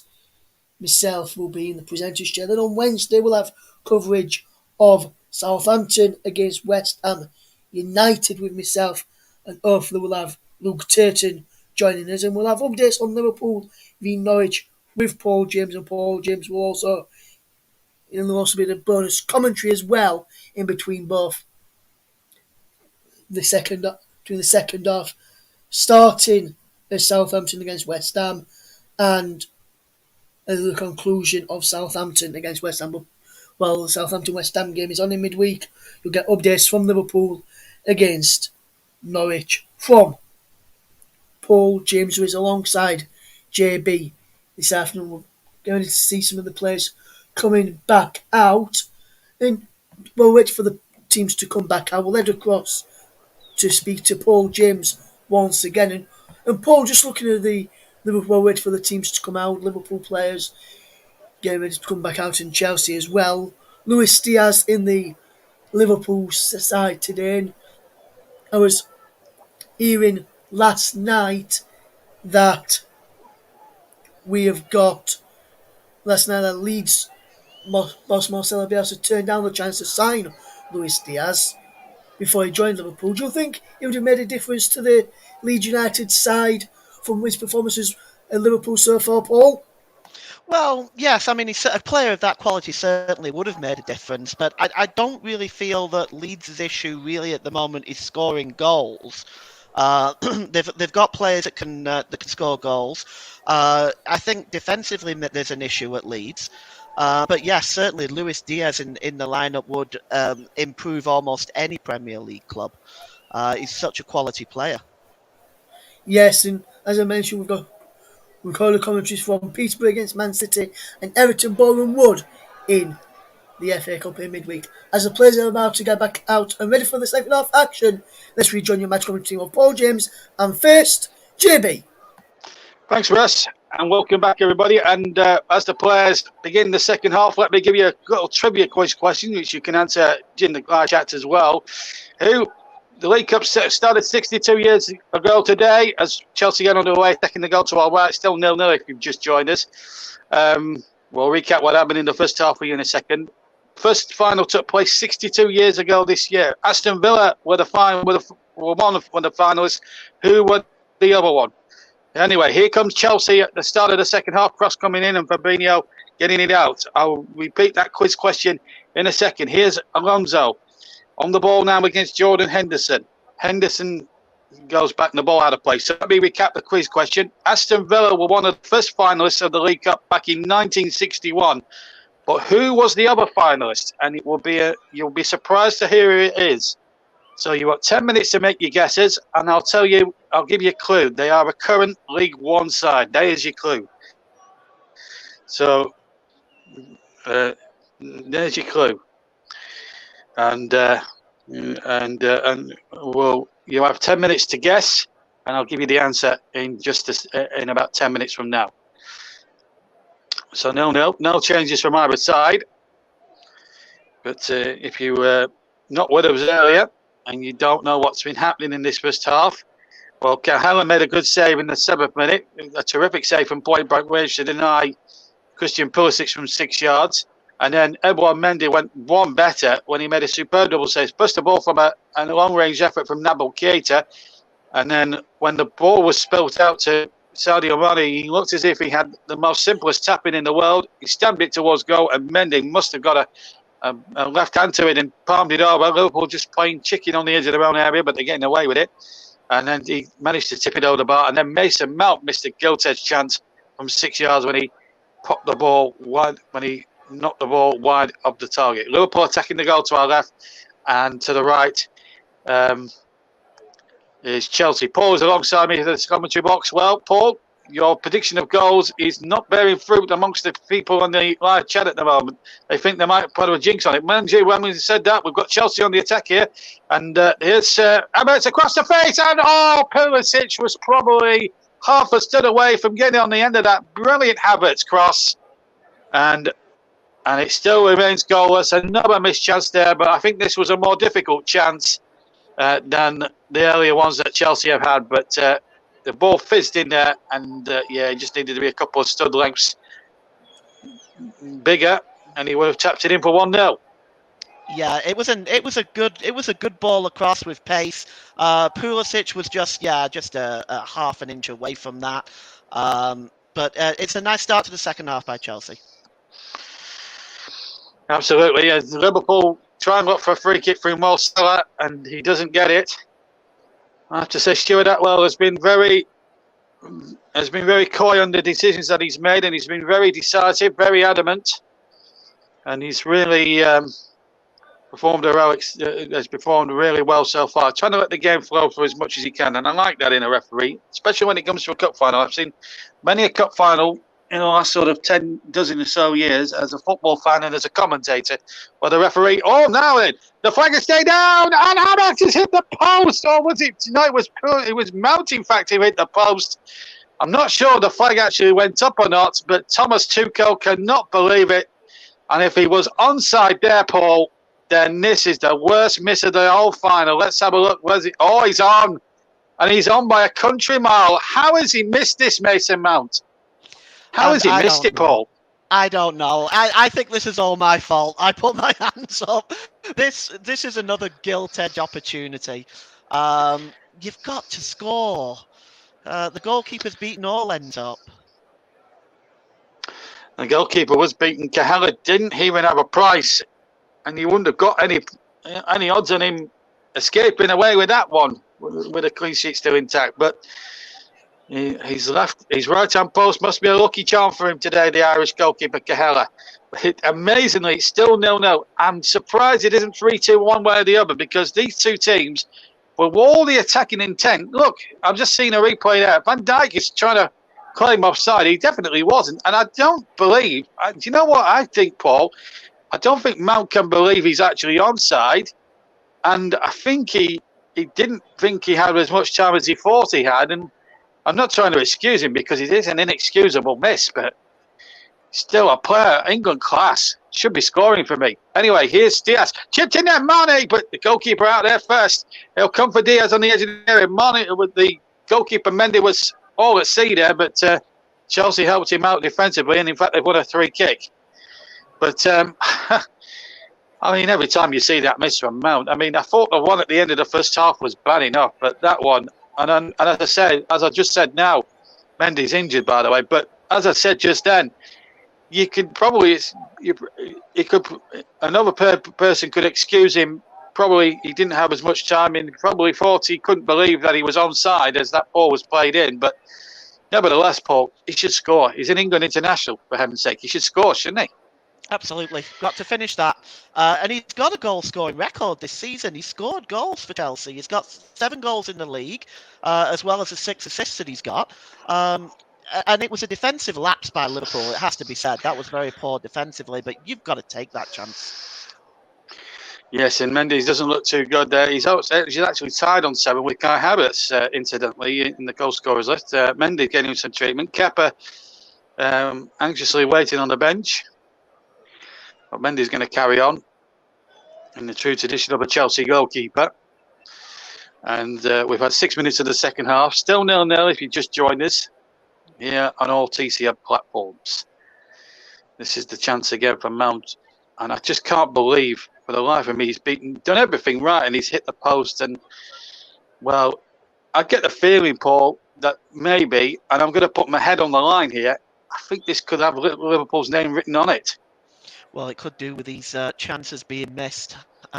There's gilt-edged chances missed, at least, really. You could say, I mean, look at Tuchel's reaction. You could say maybe 3 goals Chelsea should have had here.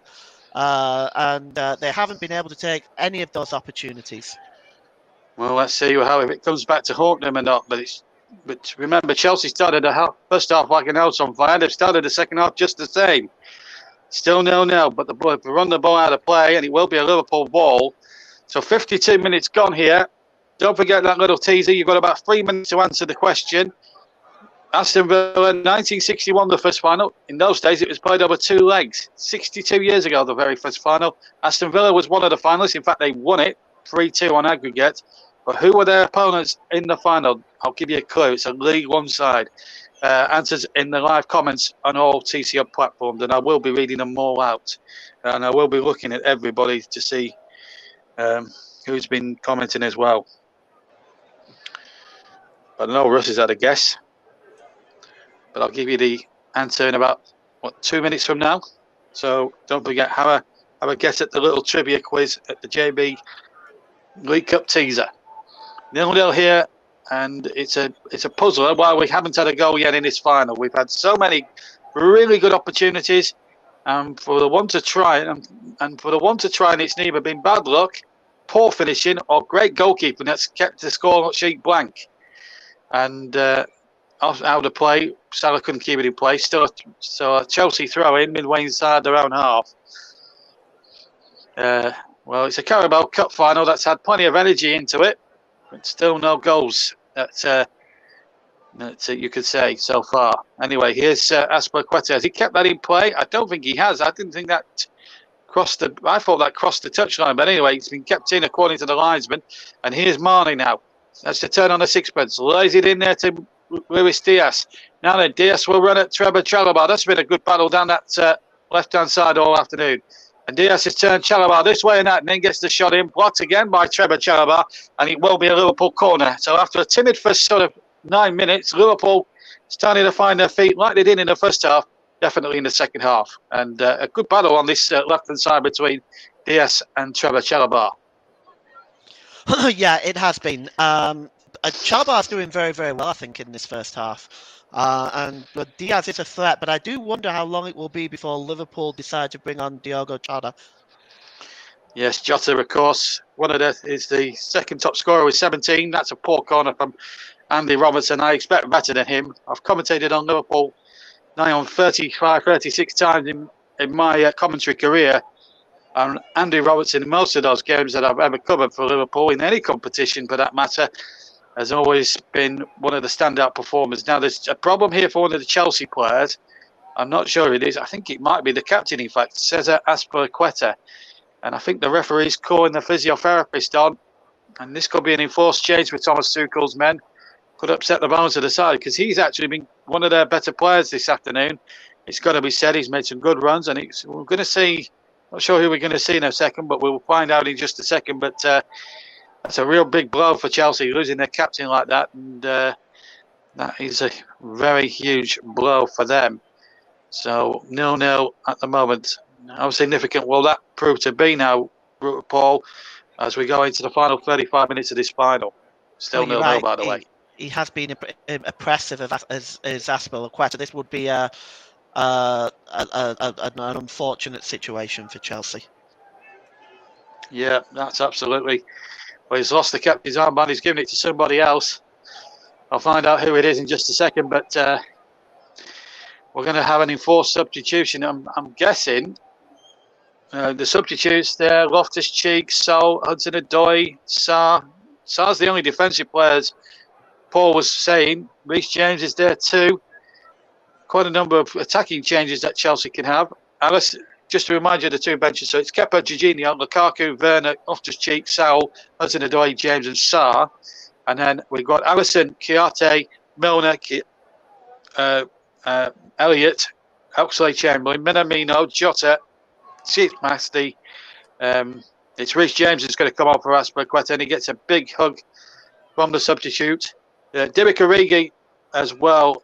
Of course, as I said, Harvey Elliott, a late replacement for Thiago, who, if you haven't heard any of the final before, has missed out because he got injured in the warm-up before the start of the final. Real sad sight. One of the biggest days of his professional career, taken away from him through something as innocuous as an injury in the warm-up. It's always a heartbreaker. But he'll be willing his troops, willing his Liverpool teammates on to try and get a victory here. Is their name written on the 300 trophy for a ninth time, I wonder? They've had their post-it. They've had so many chances, Chelsea. But then again, Liverpool should have scored themselves, arguably from Marnie, who had a much easier opportunity. And then, for whatever reason, Mendy got up and made that Montgomery-style save. Still 0-0. Thiago, who was injured, seems to have shrugged over that injury off early on. Now, Reece James gets his first touch on the right-hand side. But he plays it back, and he almost sold Trevor Chalobah almost down the ribbon because Robertson nearly got to him. And Chelsea just struggling to get the ball out their penalty area at the moment. Now Mendy does.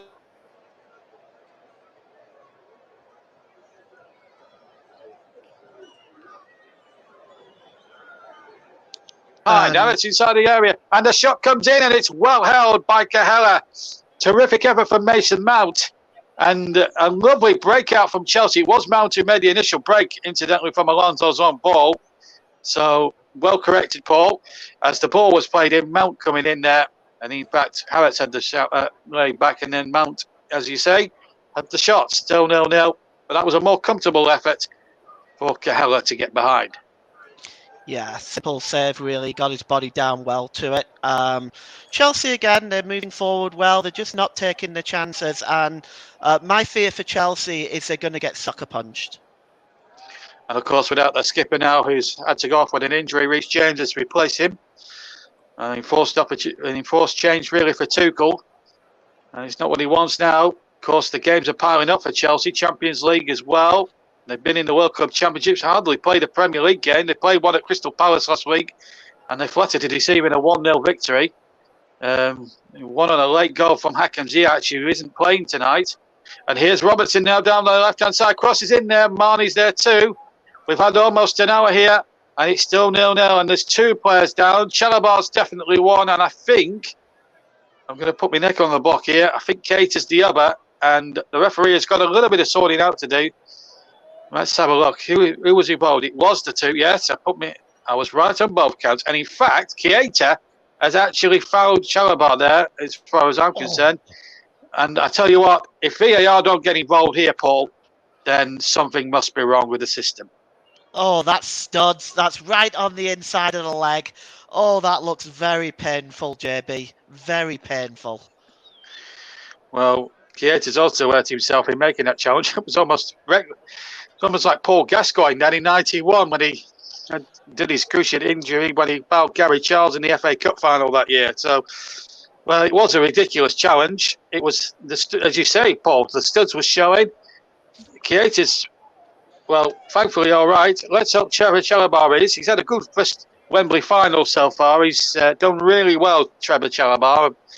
Coming to the Chelsea team at the start of the season, a lot of questions were asked about could he step up to the plate.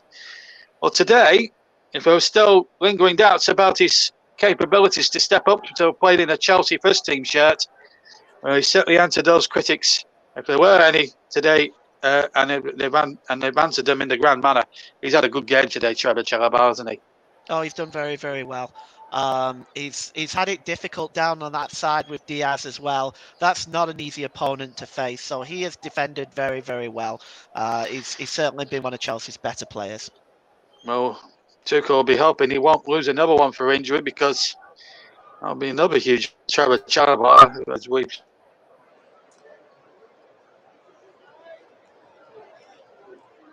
I mean, I think it's going to be okay, but it was a reckless challenge. And I'm amazed VAR haven't got involved here. I wonder if he'll have a word. I mean, I don't know what to make. I don't know. I'm getting to the stage now with VAR, Paul, where I'm beginning to lose the will to live with it because I think the technology isn't the problem. I think it's the people that are using it that's the problem. And I don't think they're going to actually refer it to VAR. I don't think Darren England, for whatever reason, wants to get involved. And this isn't doing the refereeing paternity any favours at all. What is going on at Stockley Park these days? I will never know. Anyway, well, that's a debate for another time. Let's get back to the final because they're back up and running again. Here's Fabinho, has to go back once more. And Robertson decides to use Cahella in goal. In all yellow this afternoon. Oh, rather deceiving because we're now 10 to 6 on a Sunday night here on all TCR platforms. And still no knowing who's going to win this 2022 Carabao Final as day turns to dusk here at Wembley Stadium. The lights are on full pelt. We've had beautiful weather this afternoon at Wembley. It's been very mild. Not like the weather we had the other week where it was wintry and cold, minus nearly sub-zero temperatures. But it's been lovely and mild. Around about 8 or 9 degrees Celsius, and the pitch actually looks in really good condition. The ground staff at Wembley have really done a terrific job as Keita and Kante battle with the ball. Kante comes away with the ball. And now Mount down that side of the field. Alonso down that side of the field. He wins his team a corner, and that's Chelsea's first corner. And they've waited nearly 63 minutes for that. So Liverpool have had about 7 corners off memory, and I might be wrong there, but definitely they've had 6 or 7 corners. Chelsea, I think this is their first, and it's going to be Mount to take it from the far side. So first opportunity today for Thiago Silva and Marcos Alonso to come forward from the back. Soto will be ruining it. Chalobah's on the 6-yard line. Deeper corner this time. Evades everybody apart from Diaz, who heads it away. Kante now has to do a little bit of tracking back. Gets the ball back to Mendy, who made that terrific double save. His kick wasn't the best, and this could leave Chelsea short-handed. It's 3 against 3, and I think Salah's onside. It's Mo Salah down for Liverpool, and he's put it wide. He's kicked off the line. Unbelievable. I'm not sure whether he was offside or not. I'm not sure if the flag had gone up, but oh my word. Is anybody going to score at Wembley this afternoon? It's still amazingly Chelsea 0, Liverpool 0. It was all caused by this goal kick from Mendy. The first big mistake he's made in the entire game. Oh, that's close. It's got to be close for offside. But even so, Salah, with 27 goals behind him, Paul, should be taking advantage of that. Still 0-0. You'd have bet your house on it, wouldn't you? Look at this. I think it's actually it's a good piece of defending. I don't know if it was going on target, though, to be fair. Well, now then, was Diaz checked? No, he wasn't. Ball was played across the 6-yard area, and that could have caused a lot of problems there. And here's Van Dijk in possession. Matip. And still 0-0 it is. 64.5 gone. It's been a terrific final, but I'm still despairing at the fact that we still haven't had a goal in this final. Surely one's got to come in the remaining 25 minutes plus stoppage time. One has to come, surely. But we're getting to the stage now, Paul, where as each second ticks by, or as each second goes by, you get that distinct feeling that it could be a 1-goal game.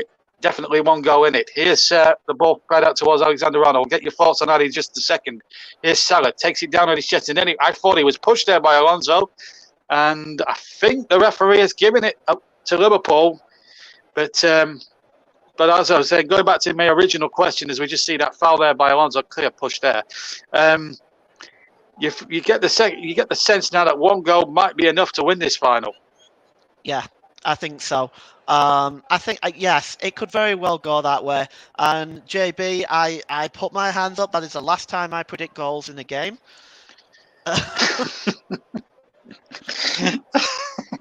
I'm glad you said it. I mean, let's face it was a fair justification. These teams have had a lot of goals in their history together when they've played. Yeah, well, in the previous League Cup final between the sides, Chelsea won it 3-2 after extra time in 2005, but that was at Cardiff Millennium Stadium. Mourinho and Benitez were the managers then. Liverpool did get their revenge a few weeks later in the Champions League semi-final with that ghost goal scored by Luis Garcia. But Liverpool have a free kick. 1 goal definitely in it. But Paul James decided there was going to be goals. We haven't had one so far. Maybe it could be vindicated here. Free kick. It's a D1. Mane's headed across the face. Goal! It's a goal for Liverpool! And it's John Matip, I think. Yes, it is. And Liverpool, who have survived so much Chelsea pressure, have taken advantage from a free kick. And it's they who take the lead halfway through the second half. 67 minutes on the clock. It's Chelsea 0, Liverpool 1. And Paul James, you are vindicated, my son. Liverpool in the lead. Yeah, this was a really good free kick as well. Straight to the back post. He's onside, no question. Straight to the back post. The header there was a good one from Mane, and on the back post, he's Johnny on the spot.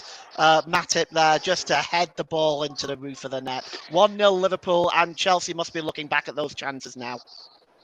Yes, and Mason Mount especially, but Joe Matip, how many of you had him down as first goal scorer? He must have been about 50-1 against the score today, the first goal. But the first goal he's got, and it was an easy one, and he's shown the likes of Mount and Mane, his own teammate, how to score from that thing. But they are checking for offside here. So let's not get ahead of ourselves. They are checking it for offside, but I'm certain, like you, Paul, that this goal has got to stand. Well, it's hard to tell. Now, this is where VAR gets complicated.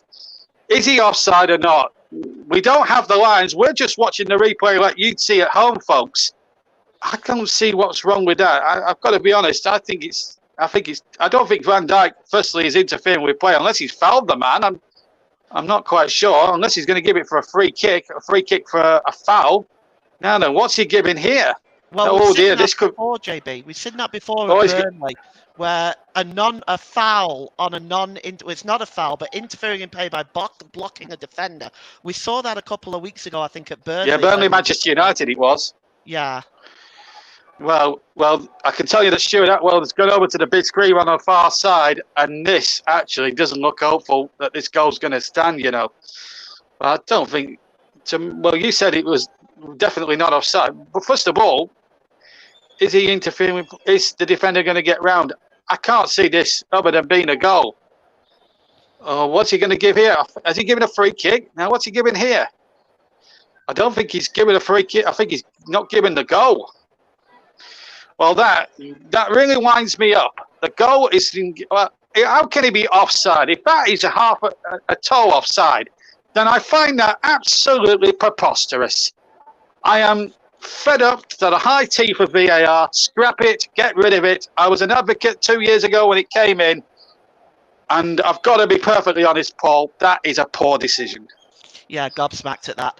I was kind of gobsmacked as well with the one at Burnley as well for the same reason. You can't give that as offside. He hasn't really done anything. He hasn't really blocked the players from getting through. I'm gobsmacked at that decision. It's almost as if he's picking at nits, isn't it? I just don't understand. Anyway, I mean, I'm with you. I mean, Chris Whiteman, our commentary colleague, who's incidentally on with Trevor on Tuesday night. Let's just we'll come back to that in a second. Here's Diaz inside the area. Can Liverpool score this time? Yes, across Troy Keaton, no! And it's a great challenge from Thiago Silva on 4 yards from goal. Turn it over the bar. Mendy's hurt his leg. And it's a Liverpool corner. But going back to the VAR, I was just about to say that Chris Whiteman, who's our commentary hub colleague, and I've done many co-coms with him, double-handers with him over the years. He was when they first brought VAR into the FA Cup some 4 years ago. He was an advocate against it, and I have to say, a lot of people slagged him off at the time. I'm now beginning. This season, I have sort of said. He said to me, "You can give it a chance, John, but mark my words, mate." He said, "It'll cause all sorts of issues." And boy, was he right. Yeah. It is. I think I'm a big advocate of it, but it needs to be done differently. Changes need to be made. Yeah, especially the people that are using it anyway. Alexander Arnold's corner. Can Liverpool score anyway by their own accord? Diaz chips it in. It's a poor cross from the left-hand side. Liverpool still will keep possession. And he'll come to the corner taker. Alexander Arnold flicks on towards Henderson. Liverpool thought they were in front. They still might be from this cross. Cross comes in, hits Chalobah on the chest. And it falls kindly for Pulisic. Well, Chelsea there. I've had the mummy and daddy of all escapes here this afternoon. It's got to be said at Wembley Stadium. How it's 0-0 is beyond me. I'm sure that I'm afraid Stuart Atwell, who incidentally was having a terrific game up until now, has been so down the river by the VAR man, Darren England. How can that be offside? Paul James and myself in agreement. I wonder what Russell said on the chat. And let's have a look at the chat, because I'm sure there'll be a few things said about that. I'd like to get everyone's views on the chat on whatever platform you're listening on, because it will be an interesting one, an interesting topic for debate, folks. So if you are listening to the commentary and watching the game on sync, Pulisic is through, but I'm sure he was offside. Cahellas was covering anyway.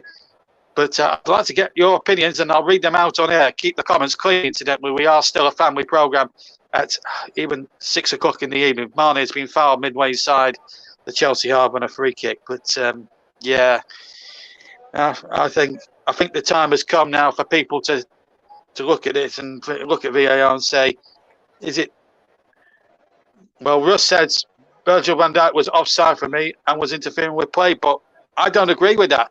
Was he interfering with play? Because Marnie stole him round the back. The ball was well over Van Dijk's head.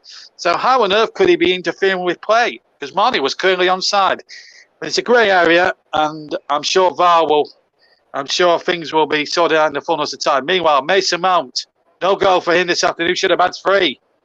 And Romelu Lukaku, the top scorer with 10, comes on. And we're also going to see Timo Werner, who's got 5 goals this season, come on now. And Thomas Tuchel knows he's had an escape. He replaces Christian Pulisic, by the way, the big German. Now what? Now then, what does Thomas Tuchel? Well, Thomas Tuchel is. Paul. Well, we'll come back to what Mike and Russ have said about the VAR thing in a second. But Liverpool have a free kick, and it's going to be Robertson to take into the penalty area. Header one again. Diaz is inside the box. Just lost his balance somewhat, and the ball spread away towards halfway. Mike says he was offside. Van Dijk, that is. And Russ says he was offside. The only excuse I can find is that the referee has decided that Van Dijk was interfering by virtue of blocking the player from getting through and defending. But the ball was so far over his head, I don't think that he really could have gotten anywhere near it, the defender anyway. I think there has to be a certain amount of common sense applied here. Yeah, what you're saying is essentially, as Van Dijk paused the attempted pass there, I can't get a foot offside, one single left foot offside. I just don't fathom it. You know, you can't just have 1 foot of the body offside. It has to be a full body's width offside to be turned offside. I'm sorry, I am not having that at all. You know, we have to. First thing we got to. I think the first thing we've got to say, we've got to simplify the offside laws, because VAR have made the offside law so goddamn complicated. Meanwhile, here's Diaz, he's clean through. The flag is taken down. Diaz for Liverpool, saved by Mendy. And Diaz maybe took it to a too acute angle, which allowed Mendy to narrow the angle and save well at the near post. Liverpool corner still 0-0 with a quarter of an hour left. Yeah, it's he just took it a little bit too wide there, but it's really the first time he's really beaten Chalobah, and he was inside there. That was a good opportunity, but again, a smart save by Mendy. It has to be said. This is maybe 2 or 3 good saves he's made in this game. Yes, and 3, maybe 4, if you take the double save into account. Anyway, here's Alexander-Arnold towards the back post, header back across. Liverpool looking for handball. Referee said no. And once again, like every decision in the house today at Wembley, VAR will check it, but referee was adamant there was no handball against Reece James. Let's see. There was a bit of pushing there by Matip in all of that. No, off the chest. Good decision from Mr. Atwell, who's a synonymous actually when he's at the start of his career. When he remember the ghost goal in the Championship against Watford, he came to prominence for that reason. Sounds like a long time ago. No foul there on Marnie inside the penalty area when a goal kick has been given to Chelsea. We've got 14 minutes for stoppage time to go, and the more it ticks by, Paul, the more likely extra time is going to be. We're going to see Harvey Elliott and James Milner, incidentally. No sign of Diego Jota as yet. Are you surprised that Klopp hasn't used him at this stage? Yeah, very surprised. I think given the fact that chances have been coming for both teams and they haven't taken them, apart from the offside, of course, it's I'm very surprised we haven't seen him. But maybe he's not fully fit. He was doubtful before the game. Doubtful indeed before the game, and it's still 0-0. And amazingly, we could have had it. It could have been 3-3 today. It really could have been that sort of game. And I'm not making that up. Here's Kante. Edge of the area, dropped it, tackled again. Yes, tried to come away, brings into Kovacic, chips it forward. Lukaku looks a touch offside to me. Ball played in there, Havertz, and it's gone in. I've got a feeling he will be chalked out for offside though, because Lukaku was offside in the first phase of play, and the flag absolutely goes up for offside. But that really winds everybody up in the stadium, fans, commentators, managers alike. If you're offside in the first instance, put the flag up and stop the game. Don't play on for 10 more seconds and let the play breathe, because it just, in the end, it'll disappoint everyone. In fact, there was 2 of them offside, but that makes no difference to my opinion, that this offside law has to be simplified and has to be a lot more effective. And Thomas Tuchel, it's frustrating for him, isn't it, Paul? This ridiculous rule needs to be scrapped. Absolutely. I mean, he's 3 yards offside there. There's no doubt. Okay, if it's tight, I can understand maybe. But when it's 3 yards offside, raise your flag. It's just raise your flag. Let's get on with it. It's so ridiculous. Needs to be scrapped. Yeah, and here's Werner now, getting into a good position. He might have to do it alone. Oh, he had Havertz in the middle, but he just couldn't. One German couldn't link up with another, and it's come away once more, and it's Marnie on the chase now up against Thiago Silva, who's actually had a terrific game at the back for Chelsea this afternoon. And I think we are going to see Diego Jota. Jota is going to come on. Well, we've had to wait nearly 80 minutes for this. So Jordan Henderson's going to come off. And Harvey Elliott is going to come on. In fact, it's a triple bomb substitution. So looks like Henderson's going to give the captain's armband to James Milner, one of the more experienced members of the team. So Harvey Elliott has replaced Jordan Henderson. Good to see Harvey Elliott back on a football field after that horrible leg break, after that horrible injury he sustained at Leeds. Naby Keita, who came in from the start, was a substitute originally, came in because of the injury that was picked up by Thiago. He's replaced by James Milner. And this man's a born winner, by the way, James Milner. Came through the academy at Leeds, incidentally.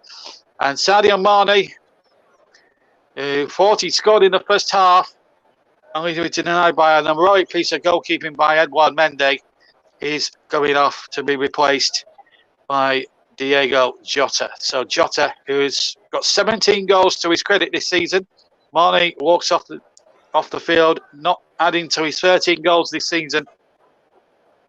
So, well, it's going to be a tense now. Last 10 minutes plus injury time, and there's going to be a bit of a chunk of that as well for the VAR decision that looked offside against Werner. Out comes Gahela, whose brushes were spared through Werner and Lukaku originally being offside in the first phase of play, which led to the Chelsea disallowed goal. So both teams have had a goal each disallowed.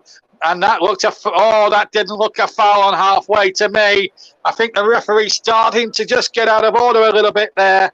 I think if that's a free kick, then I need to go to Planet Mars, because that was never a foul on Kovacic, Paul. Never in a million years. Didn't look it to me either. I think, and I can understand why perhaps Klopp is questioning that with the fourth official. And now he's going to have a word, the referee, I suppose, with Klopp for something he said. But to me, that didn't look a foul to me at all. It didn't look a foul to anyone in the stadium. It just boggles the mind some days when you get decisions like that, and it's just, I don't know. It's one of those, isn't it? Where you think, right, let's, I don't get it. I just literally don't get the whole thing, because if you're going to make decisions based on, it's got to be clear and obvious. And I'm sick of the words clear and obvious too many times this season, and I think that's what's wound me up a little bit, because you want to see the correct decisions made. You really do want to see the correct decisions made in the game, and it's an absolute frustration at the moment. It's still 0-0 as we are back in the action with 82 minutes on the clock now at Wembley. Still 0-0 in this Carabao final. The other thing as well, JB, is if they have to spend 5 minutes looking at an incident over and over, you can't say it's clear and obvious, can you? No. Just had the attendance confirmed, 85,000 at Wembley this afternoon as James chips the ball in towards the back post. Knocked away. Here's Elliott getting it away now for Liverpool. We've got just over 7 minutes plus injury time to go. Kovacic wins possession. Picks out Werner on the left-hand side. Back in field it goes to Marcos Alonso.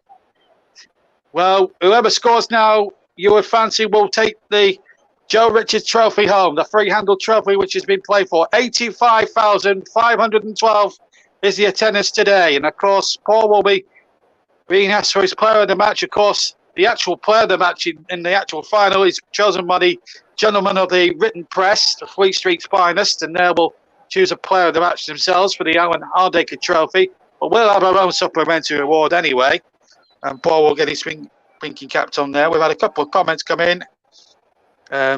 These two players going for foul. That's referring back to the decision to give a free kick against Liverpool. Anyway, Cahella throws the ball out. We played 83 and a half minutes of this Carabao final, and still no knowing who's going to win this final. We are 8 minutes, just less than 7 minutes away from an extra half an hour. Robertson sends the ball into the penalty area from the left-hand side. It's a poor cross from Andy Robertson. He has disappointed me a touch today, Robertson.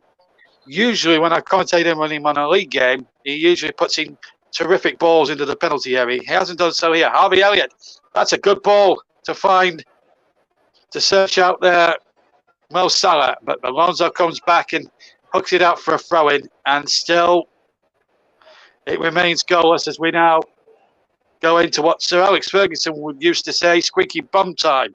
And it is squeaky bum time. A goal from one of these two sides, and the Carabao Cup will be either going to Stamford Bridge or to Anfield. Which will it be going? Will it be heading down to West London, or will it be heading back up north to Merseyside? Here's Mo Salah now for Liverpool. Chips it in there. Jota's waiting. And also was Diaz as well. It's a corner for Liverpool. They must have had about 10 corners in this game. And I have to say, Trevor Chalobah has had a super game. His defensive work, his work rate and his industry and his defending, one has to say, has been absolutely first rate. Corner comes in, ball shots in, and it's broken to Matip, and the corner came in there, and it's hooked away by Chelsea. And that was a worry then to Mendy. Mendy somehow got a glove on it and managed to keep it out. Here's Trent Alexander-Arnold. 5 minutes to play in the Carabao Cup final at Wembley. Elliott now gets it back.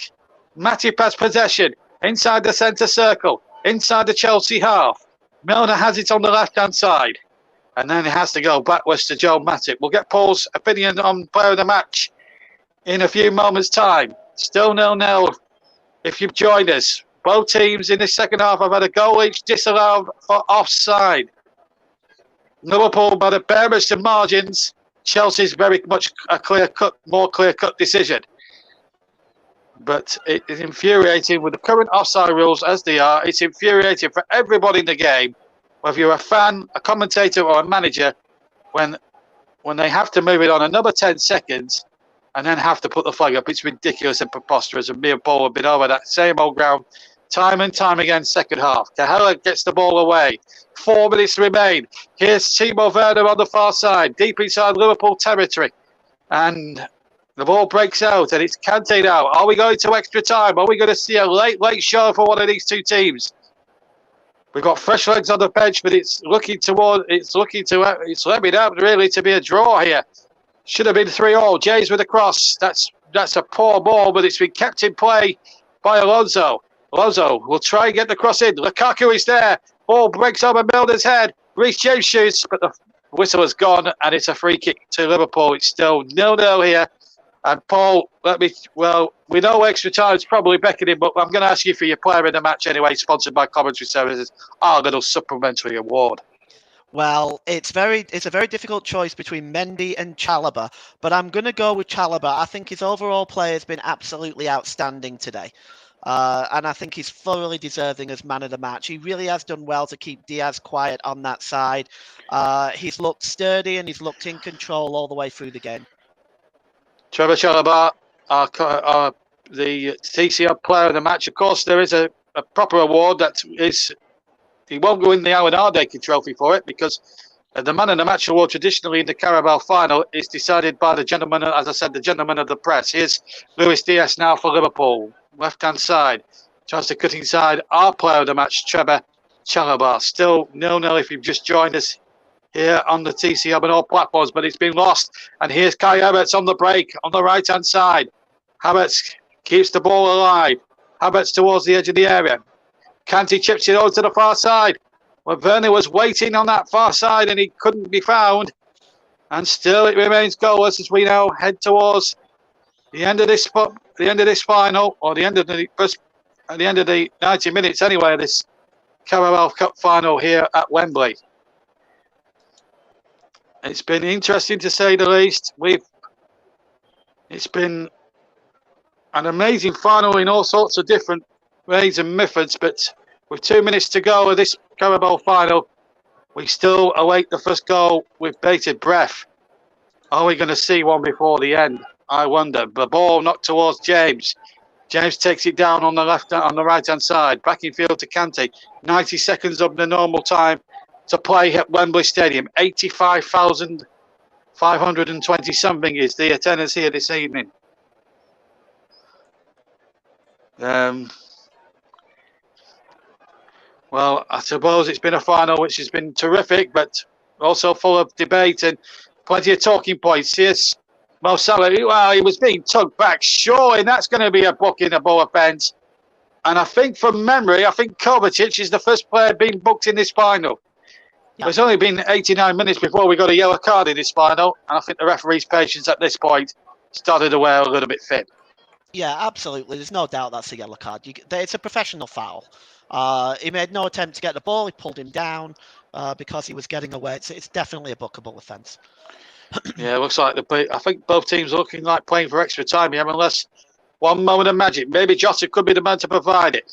But he loses the ball there. But Jota will try and win it there. And I think Liverpool are going to get the corner. They are on the far side. 20 seconds of normal time to go. We'll get Andy Manley on the far side to see how much more will be added on. Are we going to see a late shot from Liverpool? They thought they'd scored with 67 minutes gone, but it got controversially chalked out for offside. Paul and myself think that he wasn't interfering with play. Mike, our colleagues agree. 6 minutes, Paul. 6 minutes. Oh, wow. Well, we're going to have some drama here. We're going to have some fun at the end of this one, that's for sure. So Trent Alexander-Arnold with the corner. One goal you fancy, even with 6 minutes on the clock for added time, could decide it all. Van Dijk's had a great save! And Mendy shot back in from Alexander-Arnold. The appeal handball, maybe too close in. And the referee has given a free kick to Chelsea. And Liverpool are surrounding the referee, are they? No, they're not. No, they're not. No, they're not. I thought for a moment they were. But Mendy has just pulled off another save of the century to deny a Virgil van Dijk bullet header. And once we get a replay, we'll get Paul James's views on it. But the referee's just got some sorting out to do first. Was this handball? No, it's down by his side. Yeah. You know, it would have been rather harsh to have given it. This is the save again now, Paul. And we thought Van Dijk had scored here. Yeah, absolutely. I mean, it was an absolutely stupendous save. Just look at this. Van Dijk gets a lot of power in that header, and Edward Mendy gets across to make a fine save there. He's been superb today. He really has. Do you want to change your player of the match at this point? Well, meanwhile, here's Lukaku, and here's Timo Werner. Shot was blocked. Ball will break now for Alonso. Strikes it, hits Alexander-Arnold. The whistle's gone. And, oh, dear me, it could have easily been 4-4 today. How is it 0-0 is a mystery. And it would need Inspector Morse and Agatha Christie to deduct this one. And maybe even Taggart to even try and solve this mystery, because for the life of me, it's still 0-0. Here's the shot coming in, and it's deflected behind for a corner off Diego Jota. We played 2 of the 6 minutes, and remarkably, you need Inspector Morse and Taggart to work this one out. Why it's still 0-0. It's unbelievable, JB. It really is. Chances have fallen to both teams. Edward Mendy has been fantastic in goal. And it really was a 50-50 flip-up between him and Chalobah for man of the match. Both have been outstanding, but Mendy, he really has kept Chelsea in this game, and especially in the second half. And Trent Alexander-Arnold clapping the Liverpool fans as he goes towards the near side to take the corner. We've had 2.5 of the 6 minutes. Are we going to see one moment of magic? Will it come from Liverpool? Will they take the trophy for the 9th time? The famous free-handled silver trophy. The ball into the penalty area. Easy clearance away for Chelsea. A break from Milner. Robert Diaz on the far side. Chips it in there once again. Jota climbing up there. Milner heads it back in. They have to be wary for offside here. Here's Trent Alexander-Arnold. Play on, says the referee. Shot was blocked. Milner will have a go. It was going wayward, and I think the whistle had gone anyway, so free kick has been awarded. And James has taken one in the old meat and two veg. It's the ball, that is. I don't know, position player. We've had 3 of the 6 minutes then at Wembley in the Carabao Final of 2022. And still 0-0 in this tantalising final. We're now 20 past 6 in the UK. Thomas Tuchel chewing away furiously. And at the moment, we're 3 minutes away from an extra half an hour. And it has to be decided. No golden or silver goal, incidentally. It just has to be decided on the day. So, so we'll stay. Well, we've had an amazing final for all sorts of different reasons, but I've got to be perfectly honest. I've got to be perfectly honest with you. I didn't expect it to be 0-0 at this stage. I expected at least a goal or two in my own heart of hearts, but Paul put his head on the line. And I said to you earlier that you were going to be vindicated. I don't think you go off the hook just now, have you? No, it's one of them things, isn't it? I mean, there's like I said, there's been goals between these two teams in games played, but it's unbelievable. Just with the chances today, it's unbelievable the score is still 0-0. Well, Liverpool have now conceded, Chelsea have conceded another corner. We've got, in fact, it's a throw-in. This was another opportunity. In fact, it was a Chelsea chance. Lukaku was in there at the near post. And another good save from Cahella. So they're having chances both sides, but at the moment, it's still 0-0. You've got to hand it to both goalkeepers here. They've been superb. We've got a minute of the 5 remaining. I'm having technical difficulties with my screen, but I'm making the best of what I've got. So if it does go to extra time, at least I can sort of fix everything before the start of extra time. There will be at least a 5 or 6 minute period before the start at the end of this second half and the extra period. So we'll go quickly over to us for about 3 or 4 minutes before the start of extra time, and then we'll carry on with extra time commentary of this final. Still 0-0 if you've just joined us. But if I'm being perfectly frank with you folks, with 30 seconds of the 6 to go, I think both teams now, as we now head into the final 20 seconds, Paul, looks as if they're both going to settle for another half an hour of this. And after Chelsea's exploits this month, it's the last thing that probably Thomas Tuchel would have wanted. But let's just see. Here's Lukaku darting in. It's out of play and it's a goal kick. 10 seconds to the end of the 6. What are your thoughts on that now? Well, if it does go to extra time, it looks like it is now. It's now. I have to say I'm not disappointed because this has been a superb game to watch, albeit there's been no goals. It's been a superb game to watch. It really has. Well, we're going to get another 30 minutes more by the looks of it. That is for sure. And I'm having technical difficulties, but I'm sure now that this goal kicking that will be at certainly for the 90 minutes. And what a final it has been thus far.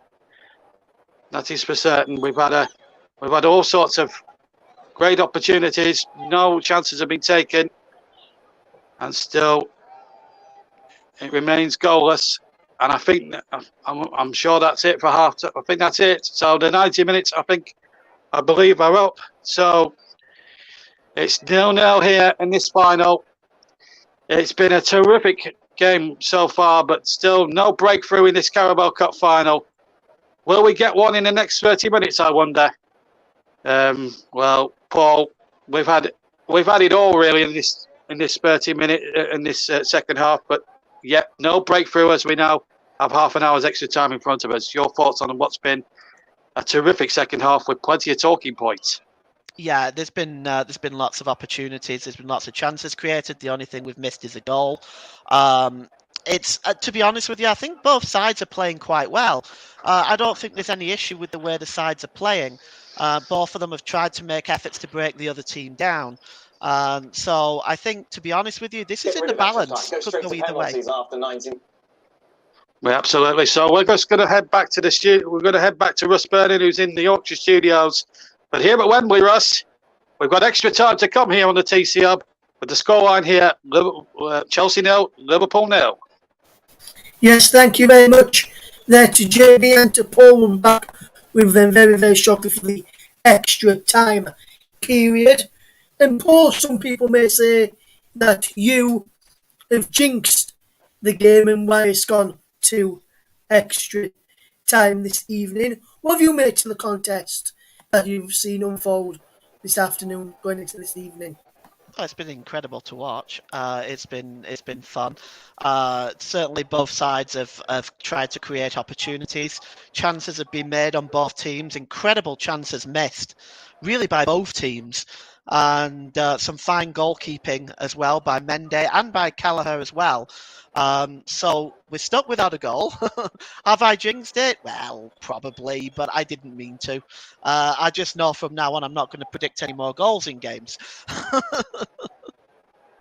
Yes, Paul, from now on, what you should do, if we ask for your prediction, my friend, what you should do, Paul, you should say it's going to end 0-0 and then hopefully we'll see some goals. And obviously myself and Mike have both seen it as well, and we both said it was offside, the goal which was scored by Joel Matip, and it was interfering with Play Van Dijk, blocking off the run of Reece James, in my opinion, and that's what I think the referee and the VAR gave it for. And I think it was interfering and everything was interfering with play. You had a different view on that. Why did you think the goal should have stood from Joel Matip this evening? Yeah, sorry, Russ. Well, to be honest with you, the ball had gone over the top. I don't think James was getting there anyway. Whether or not Virgil van Dijk stopped him, and I'm not even sure about that. That's up for debate. But the ball goes over the top. James isn't getting there. Mane was quicker. He was already there. James wasn't going to get there, I don't think. And as a consequence, I think that sort of common sense needs to come into play. Was James going to get there? And if so, how much impact was he going to have in the play? We are always told to give the benefit of the doubt to the striker. So I think really, in my view, that goal should have stood, in my view. But that's just my opinion. And let's be honest, football is full of different opinions. So absolutely, mate. Absolutely. We're getting ready for the 30 minutes more of extra time very, very shortly. I'm just noticing on my monitor in front of me that Liverpool will be making a change. And from what I can see is Canate coming on, and what I can see is he's replacing the player where that goal disallowed, Joel Matip, as we're ready for extra time to kick underway in a moment and see if I've got that information heading across to JB and to Paul in a couple of minutes. Ready for extra time. We'll bring you the latest from other matches which have taken place this evening as well. After we get ready, boys, as we get ready for extra time to start, well, my commentary team is Paul James, and first, with confirmation of that substitute, and see if I'm right, it's over to you, JB. Thanks very much. Yes, you're quite right. It's Joe Matip who's just come off and Konate has just come on. So, yeah, you were quite right, Russ. Welcome back to Wembley, everybody. Well, we're all set to go then. No changes from the Chelsea lineup as we begin the first of 30 minutes of extra time. Just remind you of the rules of extra time. It's 15 minutes each way. They have to swap round straight away and start the second half after. So there's not much room for half time and extra time. So we're going to stay with you, Paul and I, for all the extra time. So Russ is going to have a half hour's break. And if it's still level, then we'll cross back to Russ for one last bit of analysis before the penalty shootout, if we get that far. So 15 minutes out of the way. And if there's no breakthrough or if it's level, 0-0, 1-1, 2-2, 3-3, yeah, I'm optimistic. Yeah, forever the optimist, me. If we end up with any of those scorelines, then it will be a penalty shootout. But essentially, this half an hour is there so we can get an outright winner. 15 minutes each way. Paul, where's it going to be won or lost in this next half an hour, do you think, potentially here? I almost don't want to predict. It's very difficult to say. I think it can go to either side, to be honest. I think both sides have created chances. I think Liverpool have kind of been a more dominant side, certainly over the last 30 minutes towards the end of the last 30 minutes of the 90. So it's difficult to say where it's going to go, but I think we're going to be in for a lot of fireworks in extra time. It's been a great game so far. Yeah, it's fun and games now from here on in. Here's Konate who gets his first touch of the ball. Liverpool taking the goal to our left, incidentally, to our right, sorry, in this first half. They're attacking the Chelsea end of Wembley, the end where Chelsea fans are populated behind, and Liverpool, or rather Chelsea, attacking to our left, where the Liverpool fans are populated behind. So we've had about 1:40 of the first 15 minutes. Remember, here's Harvey Elliott. Elliott gets the ball back to Trent Alexander-Arnold, and he just gets enough purchase on the back pass to Cahella, and Cahella in placing goal for Alisson. A few raised eyebrows were raised when he was announced as the starter in goal, Robin and Alisson. Both sides, remember, in the second half had a goal choked off. Chelsea, rightfully so, it was a clear-cut offside decision. But Liverpool, well, I'm with Paul on that one. I think the spirit of the game should have been implied, and the discretion the referee should have been applied. I'm just a little bit fed up that VAR taking goals. And as Paul James quite rightly said in the commentary, I just said to Russ Brennan right now, the benefit of the doubt. We were all told by this, but at the start of the season, that the benefit of the doubt should be with the attacking team. And Paul is absolutely right about that. As Diaz goes down and a goal kick to Chelsea, Diaz just gets himself up. Remember, a little bit in agony, and well, it's going to be a late finish, Paul, regardless. And it's now going to be, I think, really, Paul, when you look at it now, when we look at the state of the game and the state of the play, it's going to be who's got the bottle now and who's going to have the most endurance at the end of it all to see this one out. Yeah, I think so. I think it's going to get very tiring for these players, and mistakes could potentially be made. Yep, Kevin, our mate from New Zealand, Kevin Benton, has had a word or two to say about the Bielsa second. He reckons it was a bit tough. I'm not sure that's the case, considering they've conceded 10 goals in the last 2 games. So anyway, we need to adhere well. Here's Werner at the other end. Werner with a shot, and it's over the top of the bar. Shot from the left-hand side of the penalty area, went over the top of the bar, and a goal kick to Liverpool. I don't think it was really troubling the scorers that much, but it was still a decent opportunity for Chelsea. But it was one really that it would have took a lot to found the back of the net. But a good opening there for Chelsea, still 0-0. Yeah, creative idea. Creative idea, but he just got too much height on it. Yes, Timo Werner with 5 goals this season. Not really the return that Chelsea were looking for, considering they spent £50 million on him a couple of years ago. He really took his time to settle into the Premier League way of life. Of course, the first season he had to play in empty stadiums because of the COVID-19 pandemic and everything else, and it was really tough going, considering he had a lot of goal-leading years in the shirt of Red Bull Leipzig. He hasn't really come for him so far, but he has won a European Cup winners' medal, and he's won a World Cup championship, so he has won medals at the highest level. I think from his own personal point of view, he'd like to have contributed more in terms of goals. He just never fitted off at league level, which has been a real shame. He was banging him in the Bundesliga before he came to Chelsea. Anyway, edge of the penalty area we are now, and it's Havertz now onto Reece James. James's cross is blocked and out of play for a throw. Remember, FA Cup football live and recorded coming up your way this week on all the TCL platforms. Tuesday night live commentary on Middlesbrough at Tottenham with Trevor and Chris. Trevor Sports and Chris Whiteman will be your 2 commentators. I'll be your host. And on the same night, I'll be recording for Peterborough United at London Road as they take on the mighty Manchester City. And you'll hear that commentary another day. And then Wednesday night, Luton against Chelsea is our live offering, with Paul offering updates from Anfield with the Liverpool-Norwich game. And then I've got recorded commentary of Everton against Boreham Wood. What a night that will be for Boreham Wood in the Cup. Here's Werner in the League Cup final for Chelsea. Gets it out to Kante. Kante shoots, but he's got well underneath, and then it's gone about 40 rows back into the stand, to use a cricketing term. Well, if it had been at Twickenham yesterday, Paul, Kante, think he would have got 3 points for England yesterday, but in this game, he gets nothing but a few ironic cheers from Liverpool fans. Still 0-0, 6 minutes gone at the extra time. He did look quite disgusted with himself after that shot, didn't he?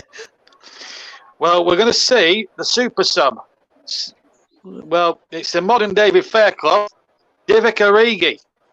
Now, if you're wondering what I'm talking about, remember 2019, that European semi-final at Anfield. 3-0 down they were, and Divock Origi scored 2 goals in that match.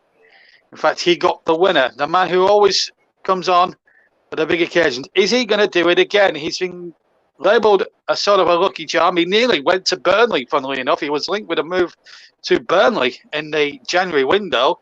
I don't think that move ever got off the ground. Probably more newspaper speculation than anything else. But Divock Origi, according to the papers, was surplus to requirements. But Klopp has kept him because he knows what a valuable asset he could be. So too could be going around with Romelu Lukaku. He's inside the area. The flag stayed down with Lukaku shoots and he scored, but the flag is up again. Oh my goodness, when are we going to ever get rid of this stupid rule? When are we ever going to get rid of this stupid rule? It's absolutely annoying me to hear an eternity here. If he's offside, for the love of God, and he is offside, I'm not accusing the linesman of making the wrong decision. He made it completely right. But why let the play go on for another 10 seconds? Because this is going to infuriate everybody. They are checking it for offside. So it might still be allowed yet. What are your thoughts on that one, Paul? It's a very close decision, I have to say. Well, yeah, it is. It's very tight. And those type of decisions, I understand giving the keeping the flag down in those type of situations because it's tight. It's marginal. But the they got it right. Done away with. Sorry, JB. Yeah. No, it's fine. They did check it on VAR and they did come to the conclusion it was offside, and it was. I thought it was offside and I was right, but no more. If he's offside, just put the flag up, for heaven's sake. Simplify the rule, because the whole thing is getting far, far too complicated as far as I'm concerned. And I must say this now about 30 times a commentary. This is getting ridiculous. Let's scrap this. David Ellery is the man who made the rule. And I think he's complicated to the extent Kante's picked up a yellow card whilst I'm on my soapbox about for a professional foul. Anyway, Liverpool have a free kick. Let's get back to the game. I'll try and get off my soapbox for about 2 seconds. Second yellow card. Ball played in there. Oh, I thought Van Dijk was going to get in there. Comes to Harvey Elliott. Finds Mo Salah. Salah chips it in towards the penalty area, towards the back post. Jota climbs. But Reece James wins possession. Origi pursues him. Did James run that out of play? I think he did. It is a Liverpool throw. 9 minutes of the first period of extra time to go. And Antonio Rudiger now in the wars. It's getting to the stage now where everybody now is in the wars and it's every man for themselves now. Rudiger wanted a free kick. The referee didn't want to know. He ran away from the situation, the referee. He said, shut up and get on with the play. Quite right. The ball bit up and under. Gary Owen, if you like, to quote a rugby expression. Albion takes possession. The ball's still up in the air. And possession has been won there by Konate, who's come on as a substitution at the start of extra time. If you've joined us, Chelsea have had the ball in the net twice. Liverpool have had the ball in the net once. But on every occasion, the flag has been raised for offside. Or they've been disallowed for offside. Here's Harvey Elliott. Chips it in. And Salah can't get there. Rudiger can. Ball not forward. And he says to Timo Werner, chase that. But Van Dijk had a 10-yard head start on it. Got it back to his goalkeeper, Cahera. And now Liverpool can break with Trent Alexander-Arnold. Gets it down the line to Mo Salah. Who's going to win this game? We've got 5 minutes of the first period of extra time to play. Remember, it's 15 minutes each way. Even if a goal's scored, the game doesn't end. We have to play the half an hour extra time. No golden or silver goal these days. I think in a way, Paul, in a weird sort of way, we should bring back the golden goal because it brings an added bit of Russian roulette to the proceedings. Because if you're going to, if you play the whole half an hour, and some teams can play, some teams are just can't be bothered and they'll play to penalties. But if you put that, I still think golden goal should apply in this day and age. because it adds a little bit of Russian roulette to the dramas. What do you think? Free Well, kick to could you Chelsea, imagine if that incidentally. golden goal was settled by one of our wonderful VAR team? Well, wonderful VAR. Well, I don't know, but I mean, if it's a perfectly fair goal, then yeah, I don't think anyone would complain. Yeah. But at the moment, well, I mean, I'm still angry at the goal, Liverpool goal. Not that I'm being biased against Chelsea in any way, shape, or form, and I'm not a fan of either of these clubs, as Paul will testify. I'm a big Burnley fan. We had a good result at Crystal Palace yesterday. Wasn't a vintage cloud, but they got a point on my birthday. I'll once we get a breaking play, I will just say thank you to everybody who on the TC Hub that wished me a happy birthday. But I'll do that once we get a breaking play, because Chelsea are on the attack here with Havertz. He goes back to Kovacic. Kovacic again uses Thiago Silva, and he gets a nice ball out towards the far side. Brings Reece James into the play. 12 gone at Wembley Stadium in extra time in the Carabao Cup Final. 20-7 in the evening. We kicked off at 4:30 in the afternoon. This is going to be a long shift for Paul James and myself, John Stuttard. The ball played into the penalty area, headed away by Van Dijk. Alonso, left-hand side, cuts in field. And here's Kovacic, rather. Back to Rudiger. Rudiger now, I think he was coming back from an offside position, Havertz, I thought. Anyway, 12 and a half minutes of extra time gone. We've got about 2.5, I think, to play of the first period of extra time. Still Chelsea 0, Liverpool 0. It's a throw into Chelsea. 10 yards from the penalty area. Into the penalty area on the left-hand side. And near side as we look here. And taking to Havertz. And plays for another throw-in off Trent Alexander-Arnold, which he does. Comes off the side of Alexander-Arnold and out of play. So another throw-in. In line with the 6-yard box of Liverpool again on the left-hand side. Alonso with the cross into the penalty area, looking towards Werner. Comes out to Chalobah, who's our player of the match, incidentally. Still haven't had a official man of the match from the Football League. Of course, it's the grit and press who actually choose the Alan Hardacre Trophy on this particular final. How does it feel being 50, Jamie? I'm nowhere near 50 yet. Cheeky so-and-so. Don't say Russian roulette, not PC. Yes, actually, yeah, you're quite right. You're quite right, Kevin. But it does add an element of jeopardy if you bring back silver and golden goals. It's got to be said. I didn't mean Russian in the country sense. I meant as in sort of like a risk and reward strategy. That's what I meant. Anyway, 0-0 anyway. So we're coming up to the last minute of the first half of extra time. Then they'll swap round, and me and Paul will stay on the air for you, because it's going to be a complete swap round under FIFA rules. They should really swap ends. Here's Alexander-Arnold playing the ball in, but it's too far across. Reece James lets it go out of play. So we've got 45 seconds of the first period of extra time to go. I'll get Paul's views on the first half of extra time in a second. Mike says the game's going to penalties, isn't it? Well, we don't know yet. But I just want to say a big thank you to everybody on the TC Hub for wishing me a happy birthday. Paul, Nicholas, Russ, Mike, Trevor, Chris, and everybody that did wish me a happy birthday, either on Facebook, Twitter, or on our private Facebook chat. I just want to say a very big thank you to you all. And I had a wonderful day yesterday at the spa, which was absolutely brilliant and good for the relaxation, and took any nerves of this final out of it. Anyway, here's the cross going in. Werner was almost on the end of the cross there from Havertz. We're now into 1 out of minute at the end of the first period of extra time. Ball knocked across. That's going to run out of play, and it will be a Liverpool throw-in. So we've got 45 seconds and 1 minute to go, and half a good opportunity there. Havertz with the cross, just too high for Werner there, Paul. Yeah, exactly. This is a good link up between Havertz and Werner. It's just a little bit high for him.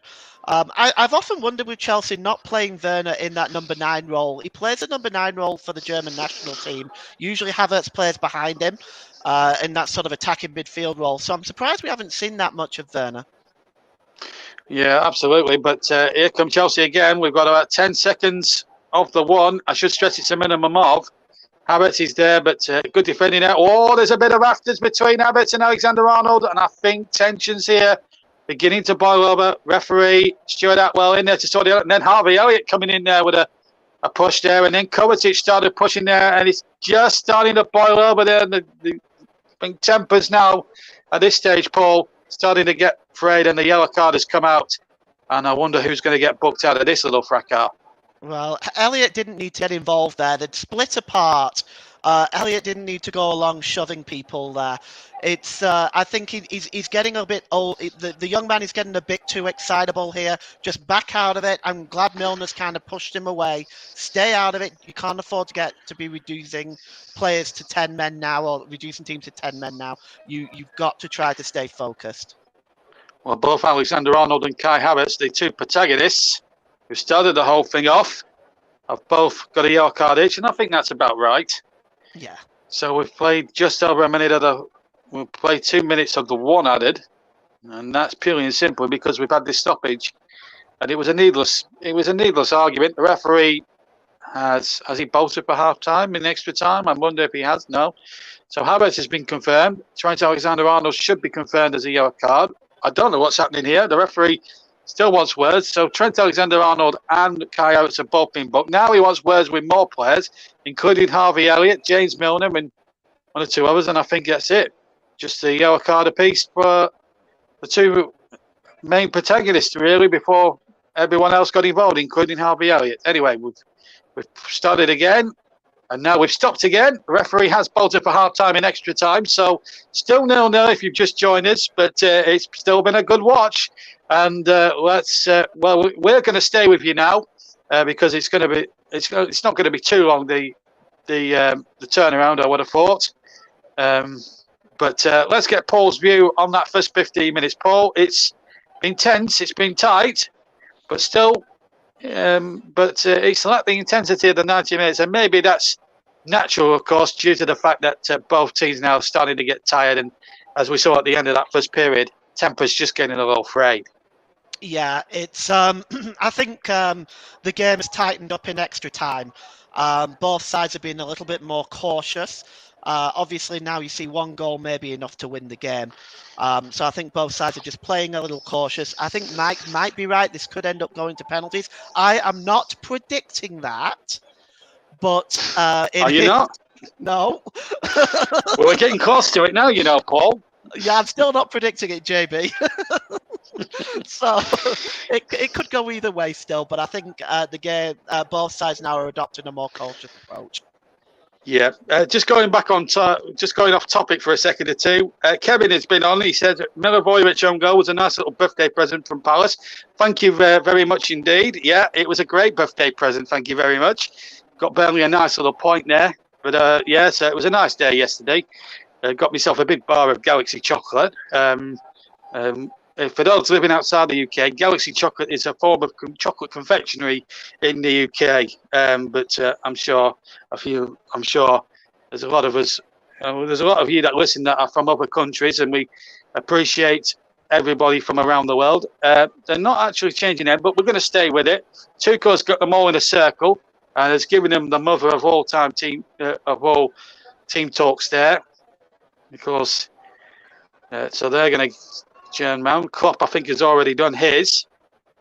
It's you do get to that stage. I know you're saying you're not going to predict penalties, but if you're a manager now, well, just before we ask you that question, there is a substitution that we need to sort out. We're going to see Jorginho on for number 8, Kovacic. So that's half-time in extra time change.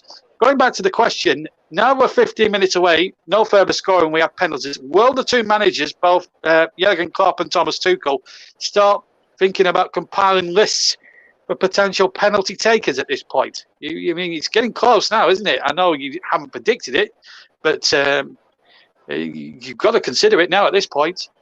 Yeah, absolutely. I think it's going to be in the forefront of the minds of who can take penalties, and maybe that's perhaps the reason why Jorginho is brought on.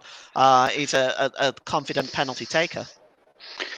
Well, at least he hasn't done a Gareth Southgate to go and brought on Rashford at the last seconds like he did in the Euro 2020 final last year, where he brought him on about 4 seconds from the end of extra time, and in fact he brought Saka on as well towards the end of extra time, and we all know what happened there. So we're underway in the second period. 15 minutes now to decide who's going to win this final. If they can't decide it, then it will go down to penalties. And if we do go that far, I will remind you of the rules of penalties if you need reminding, or you're new to all this audio commentary lark, if we get that far. But we might get a goal. Me and Paul are praying. We're offering prayers in the com box here at Wembley as the ball is not back to Mendy, who's had a terrific game. That double save in the first half. And you've got to say both Gahela and Mendy have actually performed terrific well when they've needed to. I've got to add that point as well. Both goalkeepers have not let their respective clubs down at all, neither Gahela or Mendy at all. They've been superb. And that's why we're still goalless, I think. I know I joked about Inspector Morse and Taggart investigating the fact that we're still 0-0, but it's been a terrific watch, a terrific final. But surely it's going to be, you get the feelings now, Tynus could creep in. Alonso's crossing, it's a corner kick to Chelsea. We've played a minute and 15 of the second period of extra time. Chelsea 0, Liverpool 0 on JB Sports, JDAT Football, Storm FM, TC Hub 2 and TC Hub itself, all YouTube platforms. We're also live on Twitch. And, of course, this game being brought to you in association with the Melon Streaming app. Check out their website, melonstreamingapp.com. Right, enough of the mentions and on with the game. Rhys James is going to take the corner now for Chelsea. Carabao Cup Final 2022. It's been a terrific final. Good for the sponsors and everything, but we haven't had a goal. James with the corner into the 6-yard box. Gahela under a lot of pressure gets away with it, but he was under a lot of pressure, and I think he got something on it, maybe a glove or two, but did enough. And the ball out of play there, and Liverpool survived. Still 0-0 with 2 minutes of the second period. God of extra time.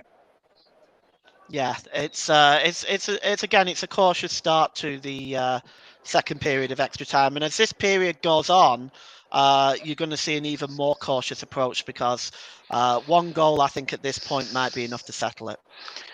Yes, one mistake could be the most costliest mistake of anybody's career. But let's hope, and whoever, God forbid, hopefully nobody makes a mistake in this next sort of quarter of an hour. But if someone wants to do it, it'll hang on their heads for the rest of their careers. And it's not a mistake you want to make in a Wembley final. There's so much at stake now. And that's why the odds really are seeping towards a penalty shootout at this stage of the proceedings. And a lot of the recent Carabao Cup finals have been settled on penalties. Liverpool's last final was settled on penalties against Manchester City. And of course, Chelsea's last final was, of course, decided on penalties against Manchester City. So it's anyone's guess who's going to win it from here on in. It's been an intriguing final. For a 0-0, though, it's been a terrific watch. And I don't think anyone could argue with the effort and the desire. I mean, if it had been a dull 0-0, we'd have said it. Ball played in there towards Lukaku, just can't get it under control as the ball was played over into the penalty area. And an easy one for Gahela there to get on the end of it. It just hasn't clicked for Lukaku. Since his injury, actually, Paul, it just hasn't really clicked for him. I mean, he's only scored 10 goals in all competitions. They've paid nearly £100 million for him. It's not really been good enough, really, return. I know he's had an injury or two, but it's not really been good enough for a man, really, who cost that sort of money. But we'll come back to your views in a second because Chelsea, again, lightning fast on the attack. You just can't take your eyes off it. Lukaku's cross. Oh, and Havertz has got a chance inside the area, and he scored! He's into the corner! Kai Havertz has scored, or has he? Another offside. Jesus, I don't think we're destined to get a goal in this final, Paul. Tuchel can't believe it. Once again, it's offside. And Havertz has had, I think that's 2 of them he's had chalked off for offside. Is he offside? Oh, he's just about, though. Just about, but it was the right decision. Still 0-0. Yeah, definitely the right decision. It was a nice move by Chelsea, and it was a beautiful finish, but offside. Oh, dear. And one has to have a little bit of sympathy with Thomas Tuchel there. He went running off down the touchline, Barry Fry style, and all of a sudden he sees the offside flag, and it must be infuriating for managers that. But anyway, still 0-0. I think we're fated. It's going to end 0-0. I think Russ might be right about your prediction. We're never going to get you to predict a scoreline ever again. I'm doing that, JB. I'm not predicting any more goals in any games. Every prediction from now on is going to be 0-0. Yeah, and Kevin reckons it's going to go all the way to penalties as well, by the sounds of it. So this final has really taken on extra importance now. 10 minutes to go. We're 10 minutes away from penalties. And it has, I must admit, when I started this commentary stint at around about 4:15 this afternoon, I actually thought we'd have it decided on 90 minutes. That was my secret thoughts. I didn't say it at the time. I thought it. Now it's gone to extra time. That's what I was thinking. That's what I was hoping it wouldn't happen, but it has happened. But we haven't minded it as much because it's been one of those games where it's just ebbed and flowed. But for whatever reason, VAR's reared its ugly egg again. But there will be talking points. There's no doubt about that. Masses of them. And I know Russ wants to get my views on Marcelo Bielsa, but I think after all this malarkey, I think I'll be too knackered to talk about it, to be quite honest with you. Because it's been that sort of final. We've had so much incident to talk about in this game. I think it's put everything else to do with the football and to do with Bielsa in the shade, if I'm being honest. And it's been a very good Carabao final. And I have to commend the two sets of players, really, for making it an entertaining final, even if there hasn't been any goals, legitimate goals scored. Ball played in there towards Jota. Can he find a breakthrough? Jota still has the ball, but he's backheel it into the path of Kante. And now Werner tries to get away down the right. Keeps it in on the byline.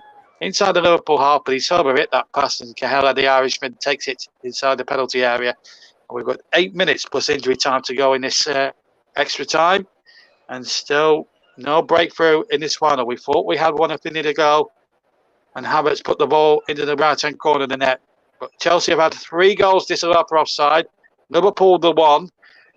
And, will those decisions come back to haunt either side? Chalobah is down injured. Our player in the match. Still haven't had any indication who's picked up man of the match in the actual Alan Haldacre Trophy vote. Here's Salah now inside the penalty area.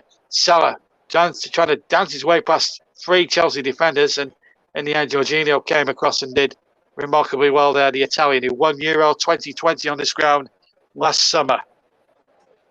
And in fact, we've just had some breaking news from the FA. In fact, England will not play Russia in football matches at any level for the foreseeable future. That's just come through from the Football Association now. And, your initial reaction, we've got a little bit of a breaking play. Still 7 minutes to go in this final as we see Kepa there having a comfort break or coming back from a comfort break. So England will not, just to reiterate the news, I'll get Paul's views on that in a second. I'll just break off for a second. That's a good header away.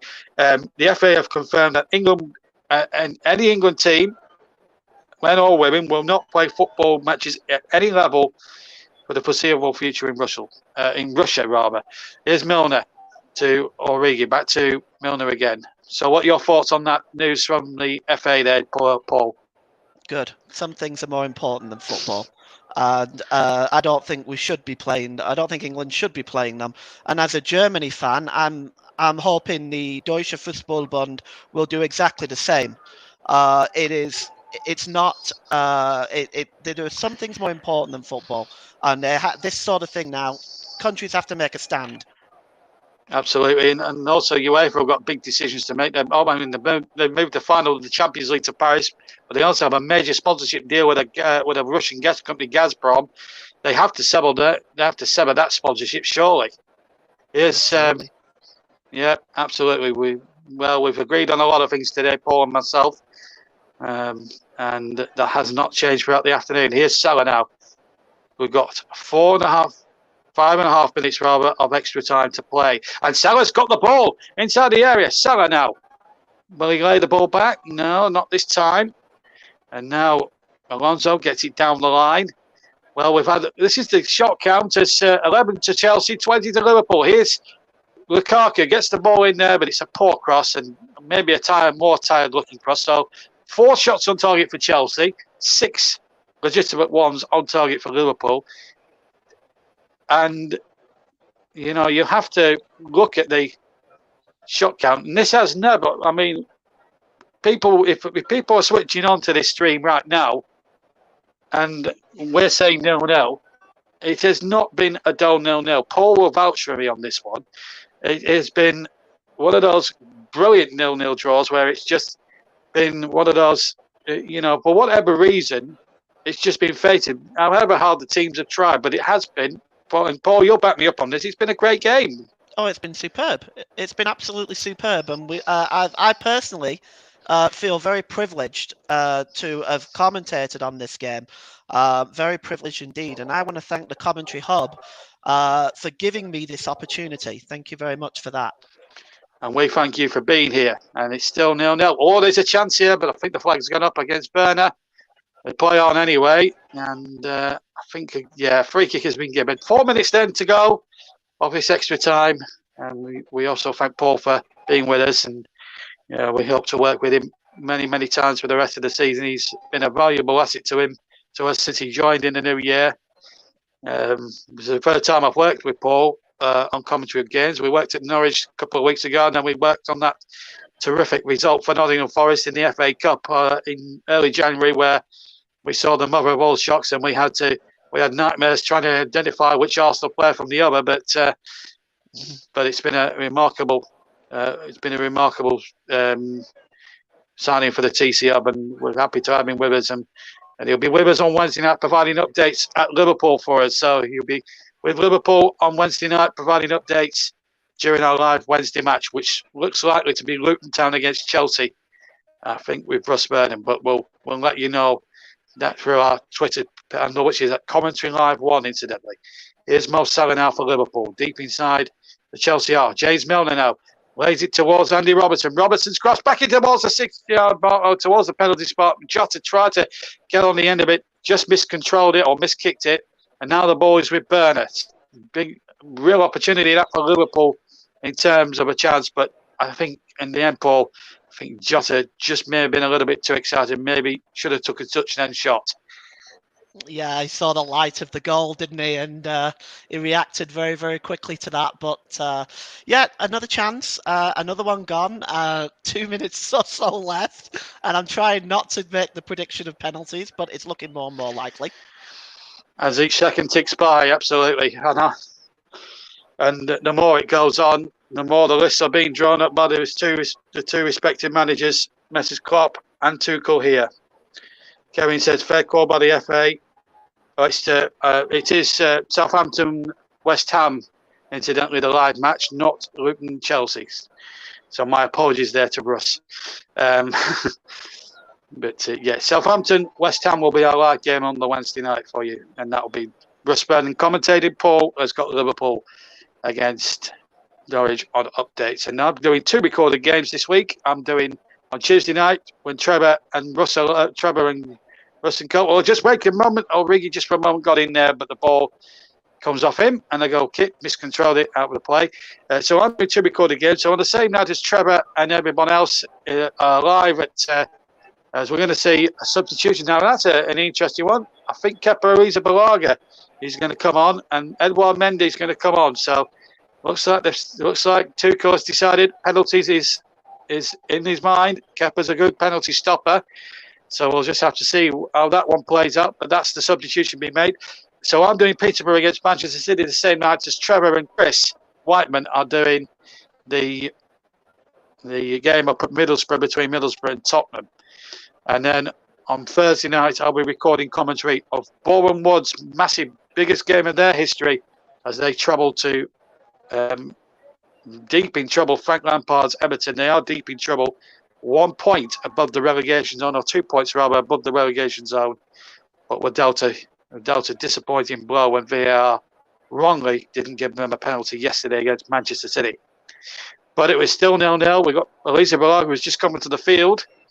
And we've got about, 20 seconds of normal time to go. We'll get Andy Madley, 4th official. But as soon as the whistle goes, we'll be handing straight over to Russ. And him and Paul will be having a little bit of a confab whilst I get myself G'd up for a penalty shootout. And it's the first one I've done officially with the TCO since joining them. I was commentating on the England final, but I wasn't doing the commentary on the actual shootout. That was Mike Harneman's province. So this is actually my first ever penalty shootout, if it is to be the case, unless someone scores in the next 50 seconds of one added at the end of the game. Will Lukaku get there first? No. Konate gets there first for Liverpool, gets it back to Cahella. So Cahella looks like being the penalty shootout goalkeeper for Liverpool. So we got about 30 seconds or just over to go. And Klopp is furious with the linesman. And in fact, gives the free kick out anyway. It was a foul on Divock Origi. Klopp is getting tense down there on that bench. He's going to do himself a heart attack, Paul, if he doesn't calm down. Yeah, the pressure that these managers are under are just it's incredible, the pressure that they're under, and I can understand sometimes where they do lose it like that. Absolutely. Kevin says it's harsh on Mendy because he does not deserve the opportunity to stay on for the penalties. Russ has just jokingly said you'll be sacked in the morning, JB.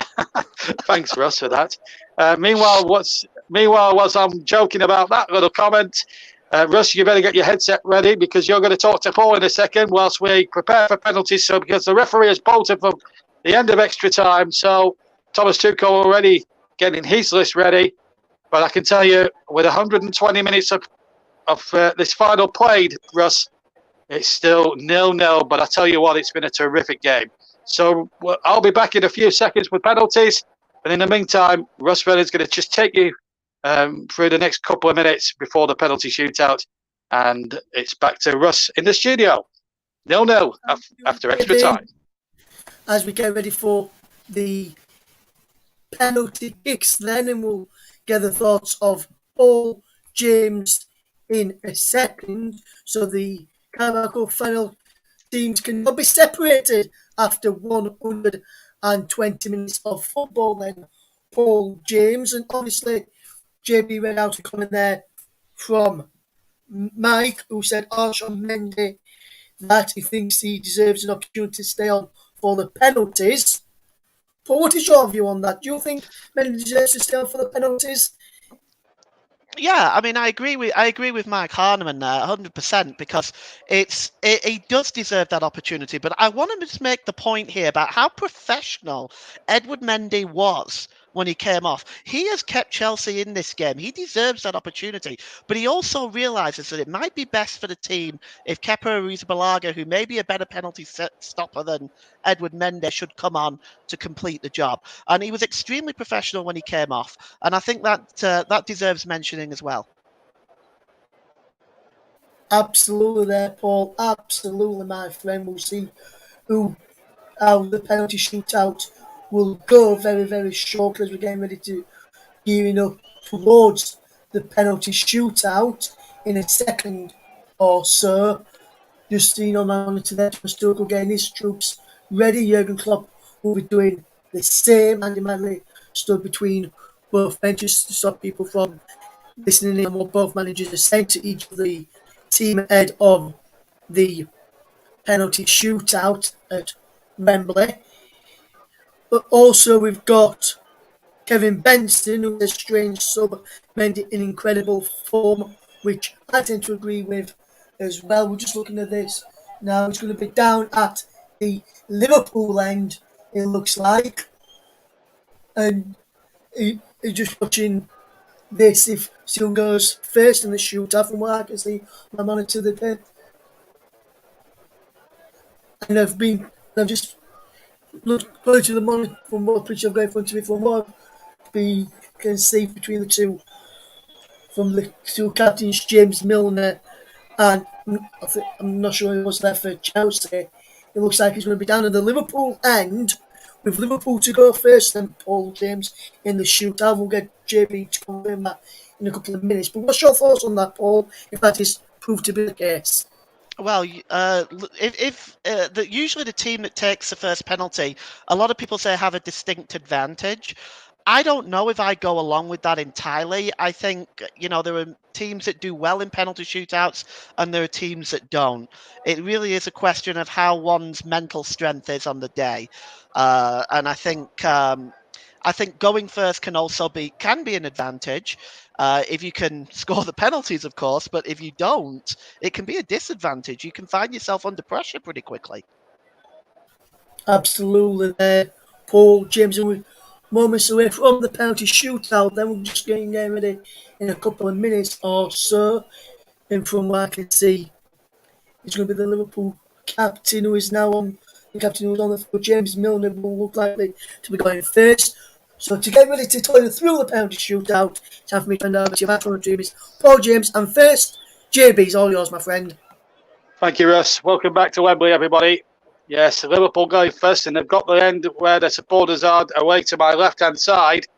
And James Milner is going to take the first penalty. But before that, Stuart Atwell, the referee, is having a word with both Kepa Arrizabalaga and Kunan Carrera of Liverpool, the two goalkeepers, because, of course, they will be watched like hawks to make sure they'll be, and of course, VAR will get involved as well. If they move even a foot off the line, they can have a retake. So, just to remind you of the rules of the penalty shootout, the basic rules. Both teams have a statutory 5 penalties each. And if it's not settled after 5 penalties, we go on to sudden death until we find an outright winner. And James Milner will step up first for Liverpool, in front of the Liverpool fans away to my left-hand side. Right-footed, he's going to run up from the left hand to the left of the ball here. Longest run-up. Milner steps up, hits it right-footed and sends it into the left corner. And Liverpool have a terrific start, Paul James, in the penalty shootout. 1-0 Liverpool after 1 penalty. Yeah, that was a nice penalty right in the corner. That's what you want to do. The goalkeeper's not getting anywhere near that, even if he goes the right way. Yes, Arrizabalaga going the wrong way. So Marcus Alonso, the next one up for Chelsea, or the first one up for Chelsea. And he puts the ball down on the spot. And now there'll be waves and boos and jeers from the Liverpool fans. Remember, the penalty's being taken to the left-hand end where the Liverpool supporters are. Shortest runner, left foot, and it's into the right-hand corner. And Cahill cast right again, Paul, but it's 1-1 after 1 penalty each, and a cut from Thomas Tuchel. Yeah, nice penalty again. Nice penalty again, right in the corner. Keller went the right way, but he wasn't getting there. Fabinho now next up for Liverpool. A very dependable midfield player. Never lets his team down. Mr. Consistency is the next in the firing line for Liverpool. This is their second penalty. Remember, they've got the first kick of the second lot of penalties. They go first in each round of penalties. This is the second round of penalties of the statutory 5. Kepa can move on the line. He can't come off the line until the ball has been kicked. And what about that ball for cheekiness? Fabinho chips it down the middle. Kepa Arrizabalaga goes to his right as he looked. But the ball was down the middle into the back of the net. 2-1 Liverpool with Chelsea a kick in hand. Yeah, that is very, very cheeky and very, very risky in a Wembley final. That will give his manager a headache for doing that. But Kepa Arrizabalaga tried to unnerve him. He wasn't successful. Yeah, now can Cahill do the same to Romelu Lukaku, or try and do it more successfully than his opposite number? Well, he's trying for £100 million. He only scored 10 goals this season. He needs to really hit the back of the net with this one. He steps up, left-footed, checks, and he scores into just to the right-hand side. Cahill went the wrong way, and it's 2-2 now. Yeah, it was a good height for the goalkeeper, that, but it was hit with a lot of power. And a nice penalty, right in, not quite into the corner, but plenty of power there. Virgil van Dijk, who was offside on the Liverpool goal, controversially tagged offside. Me and Paul still don't think it was a fair decision, but it is what it is, and he's now third one to step forward. And now can the Liverpool man pop this one in the back of the net? Again, a shortish runner, right-footed. Oh, he went the same side as the goalkeeper. That was a heck of a risk. And there must have been a few hearts in Liverpool mouths, but it went in the back of the net despite going the same way as Kepa did. And he left half the left-hand side of the goal open as well, Paul. Very risky penalty, but it still went in. 3-2 Liverpool. Oh, it was very risky, but he hit it with a lot of power. And he gave Arrizabalaga a look afterwards as well. Well, there we go. But risky penalties. But every penalty so far, we've had 5. 2 for Chelsea, 3 for Liverpool, and they've all been successful kicks. Kai Havertz is the next one up, with Chelsea's third. This to make it 3-3 in the shootout. Can he keep the good run of penalties going? Steps up, right-footed. Left-footed, and he slams it into the right-hand corner. Checked it as well.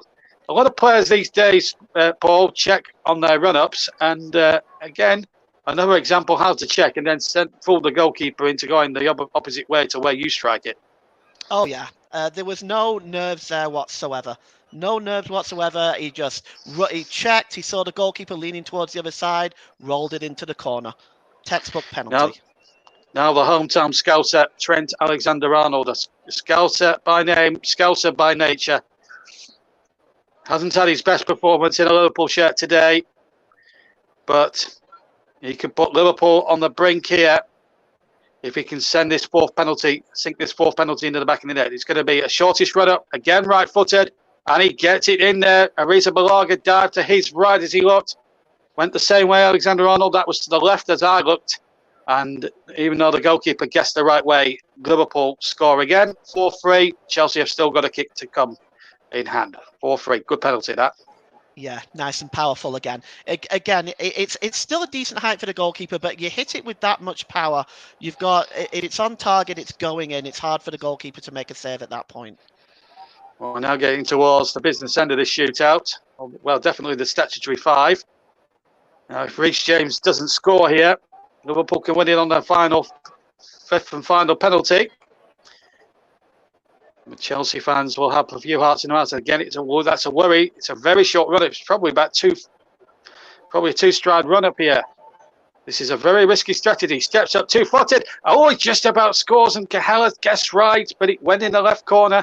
And Reece James gives it the shushy to the Liverpool fans. It was a risky strategy, but it turned out all right. 4-4 with 1 kick each remaining of the statutory 5. That was, again, it was risky. There wasn't much of a run up there, but he still got some power behind it. Kelleher close, very close to getting that. Very close indeed. Now, Mo Salah. The supporters here, both Liverpool and Chelsea, who can hardly look at this point. But if anyone is... Mo Salah, who's the top scorer for Liverpool in all competitions with a whopping 27 goals this season, one of the fairest marksmen in Europe. If he can score here, Liverpool could well be on the brink of winning this trophy for the 9th time. Salah steps up and he fires it, sends the keeper the wrong way, and that was a cool penalty. That was one of the better penalties we've seen in the shootout so far, Paul. It's 5-4 Liverpool, and the pressure's on the next Chelsea kicker. Yes, that was an excellent penalty, and he just has a word with the next kicker there as he goes by him. But that was the best penalty of this shootout so far. Hammered into the top corner. Great penalty. Yeah, they teach you to do that as a kid. Now, then the pressure's on Jorginho. This is it now. It's sudden death practically now, because if Jorginho fails, it's all over and Liverpool will win the Carabao Cup for the 9th time. He has to score. Otherwise, it's Liverpool's trophy. Jorginho will step up, a longish run-up. He comes up, strikes it right-footed, and sends Cahill the wrong way. It goes nicely into the bottom left-hand corner of the net. It's 5-5 after the statutory 5. And now, Paul, we go into that heart-rending business. That is sudden death. Oh, it gets harder and harder at this point now. Again, that little stuttering jump was enough to fool the goalkeeper, and he just rolled it into the other side. It's a nice penalty. And now we come to the point where people will volunteer. And this is where it all gets nervous. The people who volunteered to take them have all took theirs and have all been successful. 10 successful penalties, 5 from each side. But this is where people who didn't originally want to take one might have to take one, even including the goalkeepers. This is the way things are going right now. We could be here all night. Anyway, Diego Jota now with the first of the sudden death kicks. Bit of a medium-sized run-up. Shoots right-footed. Oh, and Arisa Balaga was about a stud away from maybe saving that. Went down the middle. And it's 6-5 to Chelsea. So 6-5 to Liverpool, rather. And Chelsea now, the pressure's on them. That was another risky penalty. And if Arisa Balaga had stayed at home, he may have got there. Now then, Antonio Rudiger. I'm not going to come to Paul because Rudiger's come straight away. And now this could be a worry. Rudiger has to score. Otherwise, it's Liverpool's Carabao Cup final. this to keep Chelsea in it. Can Cahella be a Liverpool hero? He's played well throughout. Rudiger steps up and scores brilliantly down the middle. Cahella going the wrong way. So those two sudden death penalties were corners personified, Paul, in a weird sort of way. 6-all after the first bout of sudden death penalties. Oh, it's incredible. Both sides are being very, very calm in their penalties. They're mostly very good penalties. Perhaps Arrizabalaga was a little unlucky not to get the Liverpool penalty. Keller was a little unlucky not to get Rudiger's penalty. Well, it's now Divock Origi, a striker by trade, super sub by nature. Again, another shortish sort of run-up, or sort of a medium-sized run-up. Now then, can he put this one away? Oh, you bet he can. Sends Arrizabalaga the wrong way. And again, Paul, another constant theme of this shootout is that players are going down the middle. And it's 7-6 to Liverpool, and now the pressure cranked up on Chelsea ever some more. Well, if they keep doing that, eventually the goalkeeper is going to stand still and is going to get it. I think players now are looking at this as they come to take penalties. These sort of things will be on their mind. Where should I put it? A lot of people have gone down the middle. Yeah, we'll see. And that's the same thought that's occupying N'Golo Kante's mind right now. But he also knows that if he fails, it's Liverpool's trophy.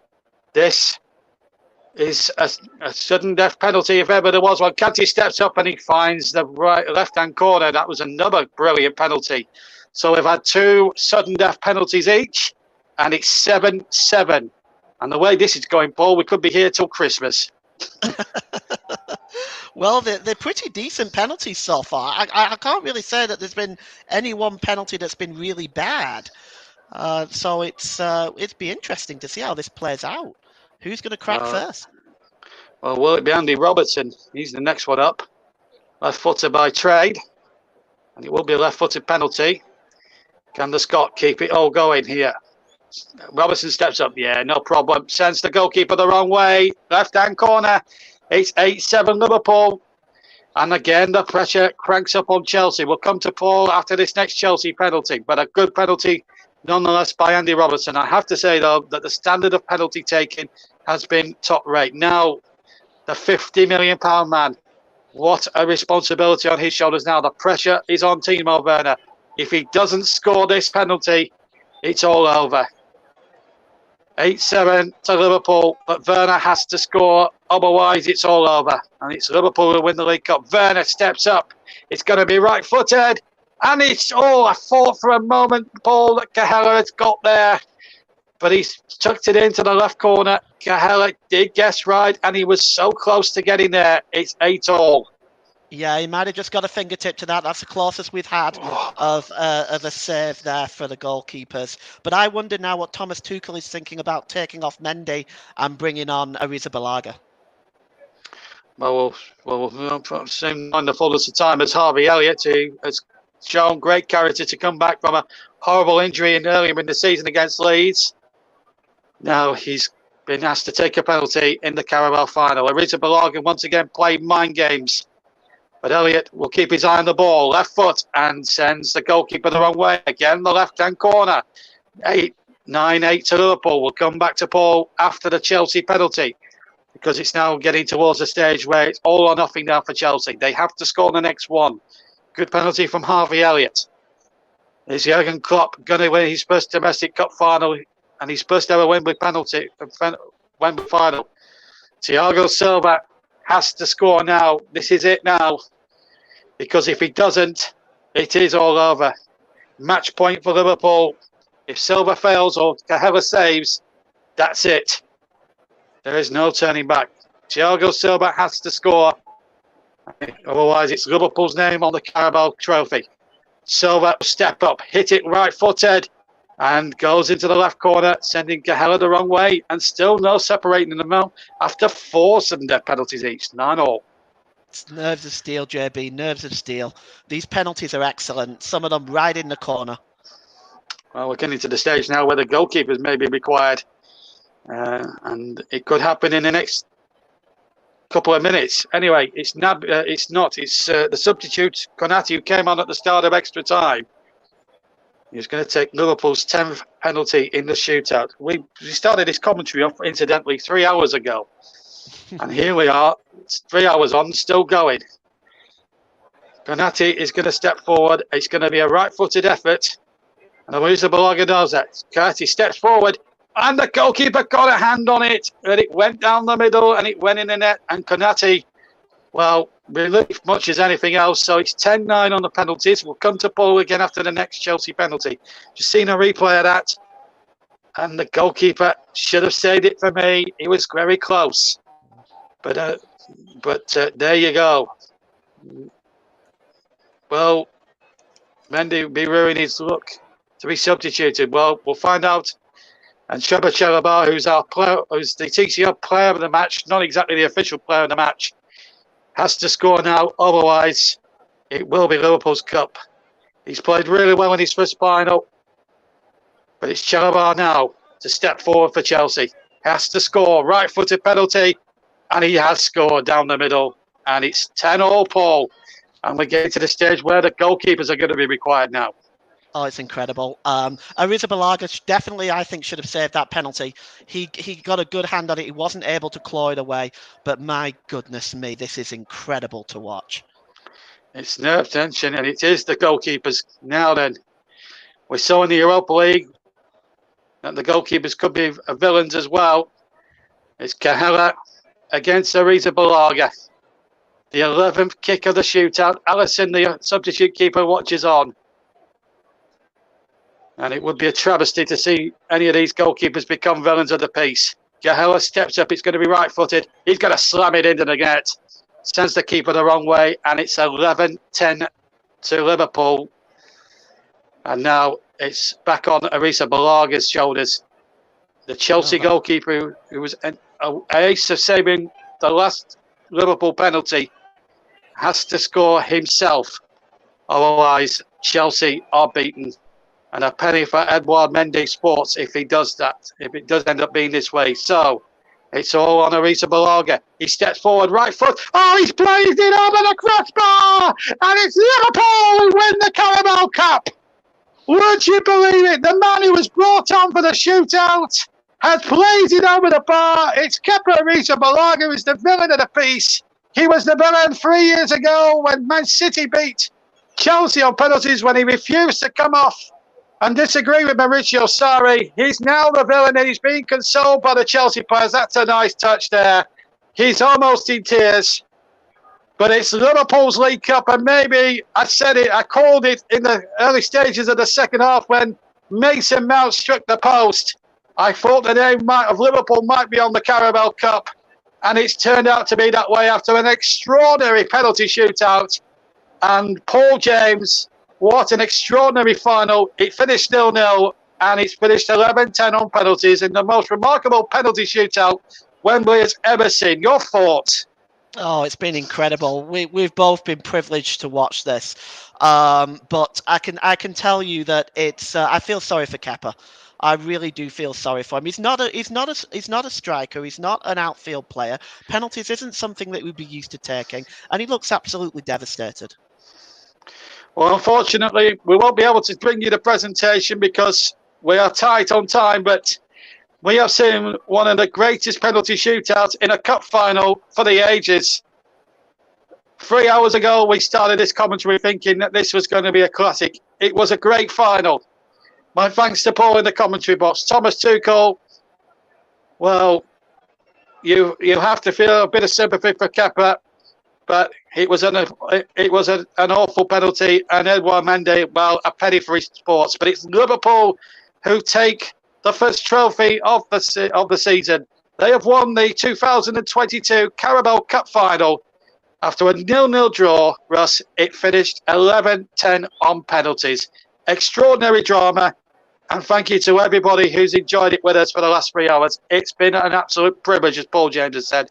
And the news here, Russ, is that Liverpool will take the Carabao Cup home to Merseyside in the most dramatic fashion. 0-0 after extra time. And it's finished 11-10 on penalties. And Liverpool win the Carabao Cup for the 9th time. Thank you very much there to JB and to Paul James for excellent coverage on the Carabao Cup this evening. Just before we do leave you then, let's just bring Paul James back in for a moment. And Paul, overall, from over the 120 minutes, do you think Liverpool were the deserving winners in your opinion?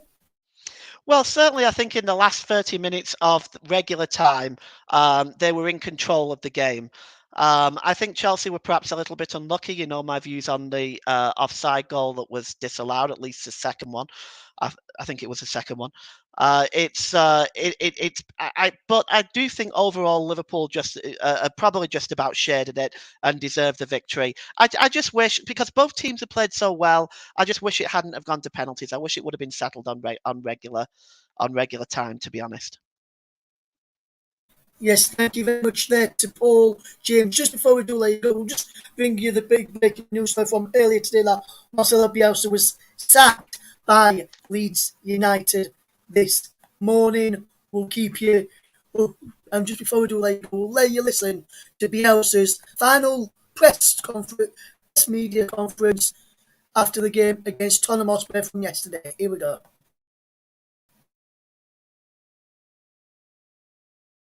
Marcelo, that's another painful result. How do you sum up that performance? And the result is fair. We could have reduced the differences, however, but we were never able to govern or dominate the game. Even if we created goal-scoring chances, we never had a feeling of clear dominance over the opponent. To put it simply, are you worried that teams have worked out how to beat Leeds? It's a possible interpretation. Because 1 point from the last 18, that is looking like relegation form right now. There are also conclusions that the reality invite you to make. But there's also another way of looking at things, and not exclusively the ones that the way that you're utilising. You could have a lot of respect for Marcelo in the game. Is this a time to maybe compromise, to change principles, make the side less open? Was you at the game? Yes, I was at the game. To put a more difficult team to beat would mean fundamentally to put certain players on the pitch that are more defensive to increase the defensive efficiency. Are you referring to this?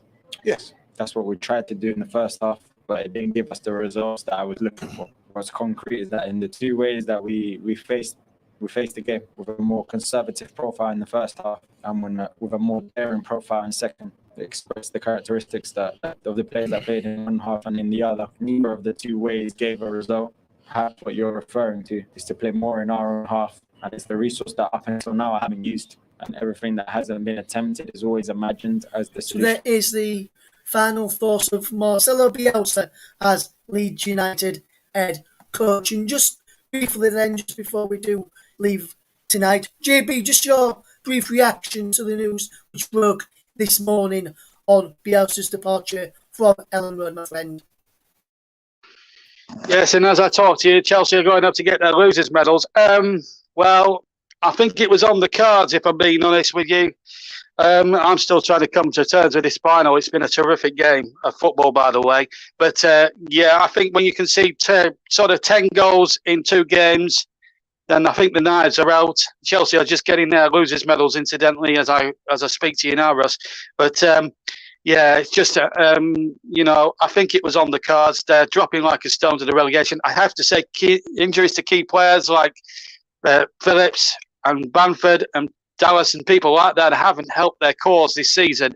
And I actually thought after they'd beaten Burnley in the new year, I actually thought they'd turned a corner. I really did. But the problem with Bielsa, and I'll be honest with you now, Russ, and I'm not speaking as a relegation rival. I'm speaking purely as a football advisor, a football observer. I think they needed to be a bit more savvy at the back. I'm sure you don't need reminding of that, but that's how I felt where it all went wrong for Leeds under Bielsa. He stuck to his principles, and everyone should admire him for that.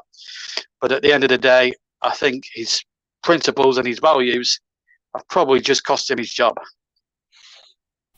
Yes, thank you very much there to JB for his thoughts on Marcelo Bielsa's departure and what is a sad day for Leeds United, and not just Leeds United, but for the English game, for what a legacy he's had at Leeds United.